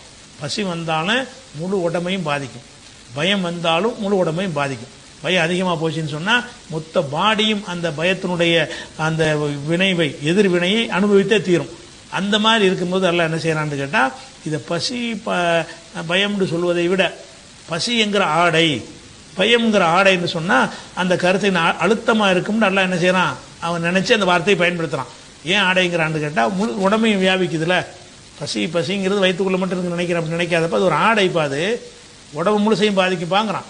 பசிங்கிறது வயிற்று பிரச்சனையை மட்டும் நினைக்காத, வயிற்று பிரச்சனையோ இருக்கு, மேலோட்டமாக பார்த்தா வயிற்று பிரச்சனை தான். ஆனால் உண்மையில் பார்த்தோம்னு சொன்னால் பசி வந்தால் பசி வந்துட 10 பறந்து போயிருங்கிறான்ல. ஒருத்தனுக்கு பசி வந்துருச்சுன்னு சொன்னால் மானோ ரோசம் வெக்கம்னு 10 பறந்து போயிடும், எல்லாம் போயிருங்கிறான். அப்போ பெரிய பாதிப்புகளை ஏற்படுத்தக்கூடியதாக முழு உடம்புக்கும் பாதிப்பை ஏற்படுத்தக்கூடியதாக இருக்கிறதுனால தான் அந்த ஆடைங்கிற வார்த்தை எப்படி அந்த முழு உடம்புக்கும் நம்மளுக்கு பாதுகாப்பு கவசமாக இருக்கிறது. அந்த மாதிரி இவங்களுக்கு பசி என்பது முழு உடம்பையும் சுற்றி வளைச்சிக்கிட்டு இருக்கிறது. பயம் என்பது ஒரு ஊரை சொல்லி எல்லாம் சொல்கிறான். ஒரு ஊர் இருந்தது, அந்த ஊருக்கு நிறைய பயமற்ற வாழ்க்கையை கொடுத்துருந்தோம், நிம்மதியான வாழ்க்கையை கொடுத்துருந்தோம், பல வகையான ரிசுக்குகளை கொண்டு வந்து கொட்டினோம். அதுக்கு பிறகு நன்றி கெட்டு போனதுனால அனைத்தையும் எடுத்தோம் என்னவாச்சுன்னா நிம்மதியும் போயிடுச்சு, அது அச்சமும் வந்து விட்டது, பசியும் வந்து விட்டது. அந்த மாதிரி ஒரு ஆடையை போத்திட்டோம் நல்லா சொல்லி காட்டுறான். இந்த மாதிரி உதாரணம் காட்டி சொல்வதும் அதுவும் இலக்கியத்தில் உள்ள இலக்கியமாக தான் இருக்குது. சும்மா பசி ஏற்றணும்னு சொல்வதை விட பசிங்கிற ஒரு ஆடைன்னு சொல்லும்போது என்ன செய்யுதுன்னா கூடுதல் நமக்கு விளக்கம் கிடைக்குதுல்ல. இந்த பசிங்கிறது சாதாரண வயிற்று சம்பந்தப்பட்டது இல்லை, அது ஒரு ஆடை. ஆடைனா என்ன, ஆடை இப்படி சுற்றி வளைத்து முழு பாடிக்கும் நம்மளுக்கு ஒரு அணியக்கூடியதாக இருக்கிறது. அந்த மாதிரி பசி என்பது உங்களையும் பாதிக்குமா இல்லையா? சிந்திச்சு பார்த்தோம், மேலோட்டமாக பார்த்தா பசி வயிற்று பிரச்சனை. சிந்திச்சு பார்த்தோம்னு சொன்னால் பசி வந்தால் எல்லாம் பாதிக்கும். பசி வந்தால் என்னவாயிரும், மொத்த உடம்பும் தளர்ந்து போயிடும். அவனுடைய எல்லா இயக்கங்களும் வேலை செய்ய முடியாது, வேறு காரியத்துக்கு போக முடியாது, ஸ்டடியாக நிற்க முடியாது, ஒன்றை பிடிக்க முடியாது, ஒன்றை கூர்மையாக பார்க்க முடியாது. காது கொடுத்து கூட பசி ஜாஸ்தியாக வந்துச்சுன்னு சொன்னால் காதுக்கு கேட்க ஒன்று கிடக்க ஒன்று தான் விளங்கும், தெளிவாக கேட்க முடியாதுன்னு சொல்லி மொத்த உடம்பையும் பாதிக்குதா இல்லையா? மொத்த உடம்பையும் பாதிக்கிறதுங்கிற ஒரு தன்மையை வச்சு பார்க்கும் பொழுது ஒரு ஆடை போல இந்த பசி இருக்கிறது, பயத்தினால அது ஏற்படும். அதே அப்படி சொல்கிறதுனால அல்ல அந்த மாதிரி உதாரணம் காட்டுறான். அதே மாதிரி சில உதாரணங்களாக சொல்லும் பொழுது நம்ம வசிக்கிற பூமி இருக்குது. இந்த பூமி 2வது சூறாவில் 22வது வசனம். இந்த பூமி எப்படி இருக்குன்னு பார்த்தீங்கன்னு சொன்னால் யதார்த்தமாக அந்த பூமி எப்படி இருக்குங்கிறது ஒன்று, உங்களுக்கு எப்படி இருக்குங்கிறது ஒன்று. யதார்த்தமாக எப்படி இருக்கிறது, பூமி உருண்டையாக இருக்குது, யதார்த்தமாக இருக்கிறது. உருண்டையாக அப்படி இருக்கவும் இல்லை, அது பயங்கரமான வேகத்தில் சுற்றுகிறது. நீங்கள் இருக்கிற பூமி யதார்த்தமாக இருக்கிற நீங்கள் பூமிக்கு வெளியே நின்று ஒரு கேமரா மூலமாக அதை பார்த்தீங்கன்னு சொன்னால் என்ன செய்ய, அந்த பூமியோட ஈர்ப்பு விசைக்கு மேலே போய் நீங்கள் பார்த்தீங்கன்னு சொன்னால் அந்த பூமி என்ன வேகத்தில் சுற்றுது என்பதை நினைச்ச முடியும், பார்க்க முடியும். அவ்வளோ வேகமாக சுற்றுது. ஆனால் நீங்கள் வசிக்கிற பூமி உங்களுக்கு அந்த மாதிரி இருக்குதா? பூமி வெளியே இருந்து பார்த்தா தான் மட்டும் இருக்குது. பூமியுடைய யதார்த்த தன்மை என்னன்னு கேட்டால் அது நமக்கு ஒரு வசிப்பதற்கு தகுதி இல்லாத மாதிரி தான் இருக்குது. பார்த்தா பூமி எந்த ஒன்று சுற்றிக்கிட்டு இருக்கிற வசிக்க முடியுமா? ஒரு உருண்டை இருக்கு, ஒரு வீடு இருக்குது, இப்படி ஆடிக்கிட்டே இருக்குன்னா வசிப்பீங்களா? ஒரு வீடு இருக்குன்னா ஸ்டடியாக இருந்தால் தானே அஸ்திவாரம் போட்டு கட்டுறீங்க. எதுக்கு கட்டுறீங்க? அஸ்திவாரம் இல்லாட்டி ஆட்டம் கன்ற வீட்டில் நம்ம இருக்க மாட்டோம். அப்போ ஆட்டம் காணாமல் இருக்கணும், ஸ்டடியாக இருக்கணும், உறுதியாக இருக்கணும் என்பது தான் நம்ம வசிக்கிறதுக்கு. நம்ம படுத்துக்கொள்கிற படுக்கை இருக்குன்னு வைங்களேன், அந்த விரிப்பு வந்து ஆடுனா படுப்பீங்களா? லேசாக கட்டில் ஆணிச்சுன்னு வைங்க, திருத்துன்னு எந்திரிச்சு உட்காந்துருவீங்க. நீங்கள் படுக்கிற அந்த கட்டில விரிப்புகள்லாம் என்ன செய்யணும்னு கேட்டால் ஸ்டடியாக இருக்கணுமா இல்லையா? ஆனால் இந்த பூமியுடைய அமைப்பை வச்சு பார்த்தீங்கன்னா அப்படி இருக்கக்கூடாது. ஏன்னு கேட்டால் அது பிரம்மாண்டமான வேகத்தில் வந்து சுற்றுகிறது, சுற்றிக்கிட்டே இருக்கிறது. சுற்றுறதுனால தான் இரவு பகல்லாம் வருகிறது. அப்போ பூமி என்ன செய்கிறது? அந்த சூரியனை சுற்றியும் வருகிறது, தன்னைத்தானே சுற்றுகிறது. தன்னைத்தானே சுற்றுறது வந்து ஒரு நாள்னு சொல்கிறீங்க, சூரியனை சுற்றுறது வருஷம்ங்கிறீங்க. தன்னைத்தானே சுற்றுறது இப்படி இருக்கு, இப்படி சுற்றிக்கிட்டே இருக்குது, லேசாக சுற்றலை, ஆயிரக்கணக்கான மைல் வேகத்தில் சுற்றுறது. ஆயிரக்கணக்கான மைல் வேகத்தில் ஒரு சுற்றக்கூடிய ஒன்றில் வசிக்க இயலுமா? மனுஷனுக்கு வசிக்க இயலாது. ஆனால் எவனுக்காச்சும் தெரியுது அது நம்ம இருக்கிறோமே, நம்ம பேசிகிட்டு இருக்கும்போது எத்தனை ஆயிரம் மைல் போயிட்டோம். இப்போ நான் பேசிகிட்டு இருக்கிற கொஞ்சம் நேரத்திலேயே பல ஆயிரம் மைல் நான் கடந்துட்டேன். இந்த பூமி என்னையும் சேர்த்துக்கிட்டு இருக்குதே போயிடுது, ஆனால் எனக்கு தெரியவே இல்லை. இப்படி ஒரு டிஃப்ரெண்ட்டாக அந்த பூமி எல்லாம் அமைச்சிருக்கான்ல. அது மாதிரி என்னென்னு கேட்டால் இந்த பூமியுடைய அடுக்கு எடுத்து பார்த்தீங்கன்னா பல அடுக்குகளை எல்லாம் வச்சுருக்கிறான். அந்த அடுக்கு சுளையாக இருக்கும்ல, அந்த அடுக்கு மாதிரி வச்சுருக்கிறான். மேலே உள்ள அடுக்கில் தான் நம்ம வசிச்சுக்கிட்டு இருக்கிறோம். அதில் தான் விவசாயம் பண்ணுறோம், அதெல்லாம் மண் மாதிரி அமைப்பு இருக்கிறது, அஸ்திவாரம் தோன்றோம், வீடு கட்டுறோம், தாவரங்களை முளைக்க போடுறோம், படுக்கிறோம், எல்லாம் செய்கிறோமா. இது ஒரு சின்ன ஒரு அடுக்கு தான். அது கீழே என்ன இருக்குது? நெருப்பு குழம்பு இருக்குது. நெருப்பு குழம்புக்குள்ளே தான் மேலே தான் இந்த பூமி இருக்குது. கீழே நெருப்பு போட்டு எரிச்சா என்ன நடக்கும் உலகத்தில்? நீங்கள் வந்து ஒரு பானைக்கு மேலே நீங்கள் உட்காந்துட்டு கீழே நெருப்பு வச்சீங்கன்னா வெந்து போயிடுவீங்கல்ல. ஏதாச்சும் சூடு தெரியுதா? மேலேருந்து வரக்கூடிய சூரியனுடைய சூடு தான் உங்களுக்கு தெரியுதே தவிர அந்த கீழே நெருப்பு குழம்பு சில இடத்துல நெருப்பு குழம்பு வெடிச்சு என்ன செய்யணும்னா எரிமலைகளாக கொந்தளிச்சு வரும். அப்போ தான் தெரியுது மூட்டு நெருப்பு கீழே இருந்திருக்குண்டு. எரிமலை பார்க்குறீங்கல்ல, மலையிலேருந்து என்ன செய்யணும், எரிமலைன்னு வர்றதே பூமிக்கு உள்ளேருந்து தான் வருது. பூமியில் வந்து குழம்பு மாதிரி கொதிச்சுக்கிட்டே இருக்கும். கொதிக்கிறது அப்படியே வெளியேறி வரும்போது தான் அந்த வெளியே வந்தவுடனே என்ன செய்யணும்னா அந்த காற்றுலாம் பட்ட உடனே அது இறுகி கல் மாதிரி போயிடும். அப்படி வந்து மலைகளாக மலைகள் மாதிரி உங்களுக்கு தென்படுதுன்னு வைங்களேன். அதெல்லாம் எரிமலை தானே. அப்போ எரிமலைகள்லாம் எங்கே இருக்குதுன்னா அடியில் தான் இருக்குது. அப்போ கீழே வந்து கொதிச்சுக்கிட்டே இருக்குதப்பா. அந்த கொதிக்கினுடைய சூடு உனக்கு மேலே வருதா? வரக்கூடாது. முறைப்படி என்ன செய்யக்கூடாது? நம்ம வசிக்கிற நம்ம வீடு கட்டில் நம்ம இருந்தால் கூட கட்டிலுக்கு கீழே அடுப்பு மூடி வச்சானா இருக்க முடியுமா உங்களால்? நீங்கள் கட்டில் நீங்கள் படுத்துக்கிட்டீங்க ஓகே, கட்டிலுக்கு கீழே நோம்பு கஞ்சி சட்டியை கொண்டு உள்ள வச்சாண்டு வைங்க, என்ன ஆகும்? அதை காய்ச்சற அந்த வேகத்தில் உங்களுக்கு எந்திரிச்சு ஓடி போயிடுவீங்க. ஆனால் இது எப்படி? இப்போ அப்படி தான் இருக்குது பூமி. பூமி எப்படி இருக்குது? உங்களை கட்டன் மாதிரி இருந்து கொண்டு கீழே நல்ல தணலை போட்டு எரிக்கிறான் உங்களுக்கு ஒன்றும் தெரிய மாட்டேங்குது. அப்போ இந்த வச்சு பார்க்கும் பொழுது அல்லாஹ் தன்னுடைய வல்லமையை கொண்டு உங்களுக்கு அதை விரிப்பு ஆக்கியிருக்கானே தவிர அது விரிப்பாக இருக்கிற ஒரு தன்மை அதில் கிடையவே கிடையாது. சிந்திச்சு பார்த்தீங்கன்னா இது ஆட்டம் காணக்கூடியது, உங்களை அசைக்கக்கூடியது, தூக்கி வீசக்கூடியதாக தான் இருக்கிறது. இருந்தாலும் அதில் சில செட்டிங்களை பண்ணி உங்களை பிடிச்சி இழுக்கிற மாதிரி ஈர்ப்பு சக்தின்னு ஒன்று கொடுத்து நீங்களும் அதோட சேர்ந்து அசைகிறதுனால உங்களுக்கு தெரிய மாட்டேங்குது. அது என்ன வேகத்தில் போனாலும் நீங்கள் அதில் ஒரு பொருளாக மாறிட்டீங்க. மாறும்போது அதோடு சேர்ந்து நீங்களும் சுற்றும் போது சுற்றுறது தெரியாதானே. நான் தனியாக அது தனியாக இருந்தால் தான் சுற்றுறது தெரியும். நானே அதில் ஒரு அங்கம் ஆகிட்டேன்னு சொன்னால் பூமியுடைய ஒரு அங்கமாக என்னை ஆக்கிட்டா அது சுற்றுறது எனக்கு தெரியாது. அதுக்கு அல்ல என்ன செய்யறான்னு கேட்டால் அல்லது ஜாலலக்குமுல் அர்ல ஃபிராஷன். இந்த பூமி 2:22 வசனத்தில் எல்லாம் சொல்கிறான். அல்லது ஜாலலக்குமுல் அர்ல ஃபிராஷன், பூமியை உங்களுக்கு அல்லாஹ் வந்து விரிப்பாக ஆக்கியிருக்கிறேங்கிறான். விரிப்பாக ஆக்கியிருக்கிறேங்கிறான். பூமி விரிப்பாக தான் இருக்குது. விரிப்பாக இருக்குன்னு என்ன அர்த்தம்னா உருண்டையாக இருந்து உங்களுக்கு தட்டையாக இருக்கிறது. அது உருண்டையாக இருக்கிறது, ஆனால் உங்களுக்கு தட்டையாக இருக்கிறது. அது வந்து ஆடு சுத்தக்கூடியதாக இருந்தும் உங்களுக்கு சுத்தாமல் இருக்கிறது. சுத்தக்கூடியதாக தான் உண்மையில் இருக்கிறது. ஆனால் உங்களை பொறுத்த வரைக்கும் உங்களுக்கு தான் ஆக்கினங்கிறான். பூமி ஆக்கினன்னு சொல்லலை, உங்களுக்கு எப்படி ஆக்கியிருக்கிறேன். ஜாலலக்கும்னு வார்த்தையை போடுறான். பூமியை விரிப்பாக ஆக்கினன்னு சொன்னால் அர்த்தம் வேறையா போயிடும். பூமியை உங்களுக்கு விரிப்பு ஆக்கியிருக்கிறேன், நெசத்தில் விரிப்பு அல்லது, ஆனால் உங்களுக்கு விரிப்பு ஆக்கியிருக்கிறேன். விரிப்பாக்குறேன்னு என்ன அர்த்தம்னு கேட்டால் ஒரு விரிப்பு எப்படி, விரிப்புனா ஒரு மெத்தை எப்படி நீங்கள் படுத்தவன அப்படி சுகமாக சொகுசாக எந்த ஃபீலிங் இல்லாமல் உங்களால் தூங்க முடிகிறதோ அந்த மாதிரி ஒரு தன்மை இருக்கிறதுக்கு பேர் தான் விரிப்பு என்பது. பூமி அப்படி எல்லாம் அமைச்சிருக்கானா இல்லையா? ஆனால் பூமியில் அப்படி இருக்க உண்மையில் இருக்குதா? பூமி தன்மை அப்படி இல்லை. பூமியுடைய தன்மை வந்து அப்படி கிடையாது. உங்களை தூக்கி வீசுகிற அளவில் தான் அதனுடைய தன்மை இருக்குது. அதனோட சுழற்சி வேகம் வந்து உங்களை ஒவ்வொரு செகண்டும் ஆட்டிக்கொண்டே இருக்கணும், அசைத்து கொண்டே இருக்கணும், ஆனால் அசைக்காது. உங்களை கொதிக்க வச்சு வேக வச்சுக்கிட்டே இருக்கணும், ஆனால் கொதிக்காது, வேக வைக்காது. அப்போ அந்த மாதிரி இருக்கும்போது என்ன ஆகுதுன்னு கேட்டால் இந்த பூமி வந்து அல்லாஹ் இப்படி இருந்தும் கூட நம்மளுக்கு அதை விரிப்பாக்கி வச்சுருக்கானா இல்லையா? நமக்கு விரிப்பாக்குறதுக்கு அதுக்கு சில விஞ்ஞான செட்டிங் வச்சுருப்பான். என்ன விரிப்பு? உங்களை அந்த பூமியுடைய ஈர்ப்பு சக்தி அதிகமாக கொடுத்து உங்களையும் சேர்த்து ஆணி அடித்த மாதிரி இழுத்து பிடிக்க வச்சதுனால உங்களுக்கு வந்து அந்த ஆட்டம் செய்கிறது எதுவுமே உங்களுக்கு தெரியுது கிடையாது. அப்படி ஆக்கிட்டான். அப்போ அல்லாஹ் என்ன செய்கிறான்னா பூமியை வந்து அதில் உள்ள ஒரு தன்மைக்கு மாற்றமான ஒரு தன்மையை உங்களை பொறுத்தளவுக்கு ஆக்கியிருக்கிறான். பூமிக்கு உள்ள தன்மையை மாற்றவே இல்லை, அது சுற்றிக்கிட்டு தான் இருக்கிறது, அது ஓடிக்கிட்டு ஆடிக்கொண்டு அசைந்து கொண்டு தான் இருக்கிறது. ஆனாலும் உங்களுக்கு தெரியுதா நான் எப்படி அமைச்சிருக்கேன், உங்களுக்காக இதை அமைச்சிருக்கேன் நல்லா சொல்கிறேன். அல்லது ஜாலலக்கும் உங்களுக்காக அல்ல ஆக்கியிருக்கிறான்.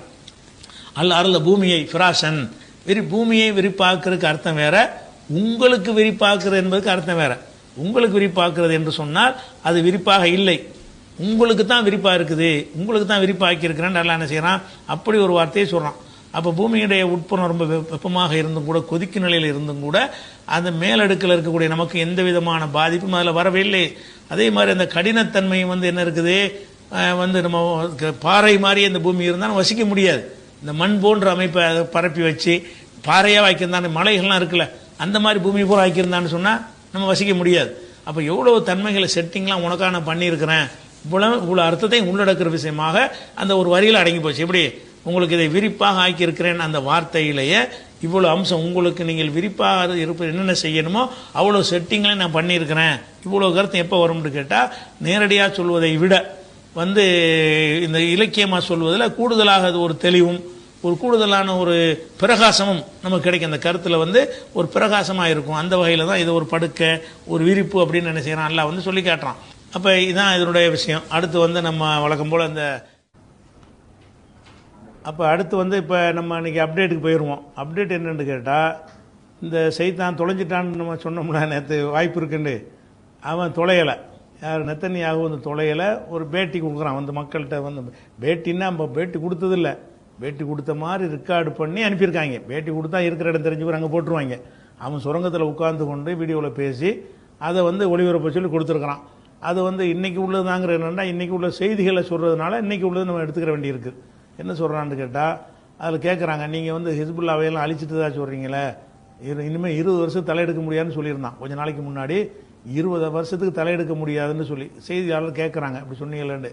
இல்லை, அது நான் அதுக்கு பதில் சொல்ல விரும்பலை, அதாவது தோத்துட்டு அர்த்தம், விரும்பலைங்கிறான்.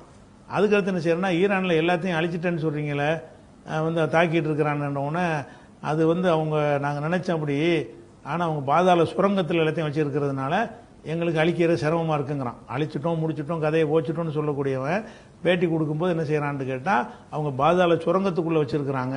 அதுதானே உலகாலமாக சொல்லிட்டு இருந்தான் அவன் அதுதான் ஒன்று சொல்லிட்டு இருந்தான், அதுதான் மறுத்துக்கிட்டு இருந்தாங்க. தொடச்சிட்டான். ட்ரம்புக்கு பருப்பு கொடுக்குற மாதிரி. ட்ரம்ப் என்ன சொல்கிறாருன்றா, எல்லாம் 95 அடிச்சு விட்டோம், இனிமேல் அவங்களுக்கு ஒன்றுமே செய்ய மாட்டாங்கன்னு சொல்லி ட்ரம்ப் சொல்கிறாரு. நெத்தனியாகு பேட்டில் என்ன செய்கிறாருன்னு கேட்டால், இல்லை அழிக்க முடியாது, அவங்க பாதாள சுரங்கத்துக்குள்ளே எல்லாத்தையும் வச்சிருக்கிறதுனால எங்களுக்கு பெரிய சிரமமாக இருக்கிறதுன்னா என்ன அர்த்தம், அந்த பேட்டி கொடுக்கும் பொழுதே அவன் தோல்வி ஒத்துக்கிறான். நீ அவன் அழிக்க முடியாது, இவ்வளவு பாம்பை கொண்டே போட்டானு, அவன் 5000 போட்டான் 10,000 போட்டோன்னு சொல்கிறாங்க. முப்பட்டு பாம்பு போட்டேங்கிற ஒன்றுமே உனக்கு ஒரு தாக்கத்தை ஏற்படுத்த முடியலை அப்படிங்கிறது பார்க்குறோம். அதுக்கடுத்து என்ன செய்யறேன்னா, அவர் நாங்கள் இந்த முஜித்தபா இருக்கார்ல, அவரையும் காலி பண்ணிடுவோங்கிறான். பண்ணலன்னு வழங்குதப்ப அவரை தலகாட்ட விட மாட்டோம், அவர் தலகாட்ட விட மாட்டோங்கிறது இலக்கியமாக சொல்கிறது தான். காலி பண்ணிடுவோன்னு அந்த வார்த்தையை சொல்கிறான். காலி பண்ணிடுவோங்கிற சொல்கிறதுல இருந்து என்னன்னு கேட்டால், அவர் இறந்ததாக சொல்கிற விஷயம் பொய். அவர் இறந்ததாக பரப்புனாங்க இல்லை, அவர் இறக்கம்லாம் இல்லை. ட்ரம்ப்கிட்ட கேட்கும்போது கூட இல்லை அவர் இறக்கலை இருக்காரு, ட்ரம்ப்னு சொல்லிட்டார். நேற்று கேட்கும்போது முஜித்தபா இருக்கா இறந்து அவங்களுக்கு தானே முதல் தெரியும். இந்த ஊடகத்துக்காரன் தான் இறந்தாருன்னு பரப்புறாங்களே தவிர, சம்மந்தப்பட்ட இஸ்ரேல் சொல்லணும், இல்லாட்டி அவன் சொல்லணும் ஃபர்ஸ்ட், அதுக்கப்புறம் நான் செக் பண்ணி நம்புகிற விஷயம் வேற. அது 2 பேருமே மறுத்துட்டாங்க. அவர் இனிமே விட மாட்டோம், அவர் நடமாட விட மாட்டோம்னு என்ன அர்த்தம்னு கேட்டால், அவர் நடமாடுற நிலையில் இருக்காருன்னு அர்த்தமாகுது. ட்ரம்ப் என்ன செய்கிறாருன்னு கேட்டால், அவரை உசுரோடு தான் இருக்காரு அப்படின்னு டைரெக்டாக நேரடியாக உசுரோடு இருக்காருன்னு சொல்லிவிட்டார். அதனால முஜித்தபாவை காலி பண்ணிட்டோங்கிற மாதிரி சொல்வதெல்லாம் பொய். அவங்க ஏதோ ஒரு நோக்கத்துக்காக வேண்டி இவங்க எதோ குறி வச்சுட்டு திரிகிறாங்க. அவர் அதை அடிச்சுட்டு அதை வச்சு வெற்றின்னு கொண்டாடிட்டு இருப்பாங்க.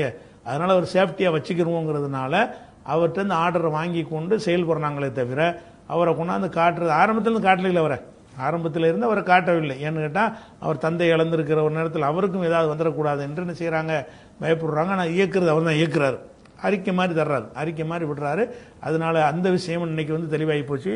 அதான் இன்னைக்கு உள்ள அப்டேட். வேற ஒன்று புதுசாக அப்டேட் ஒன்று கிடையாது. அதனால போதும். அஸ்ஸலாமு அலைக்கும்.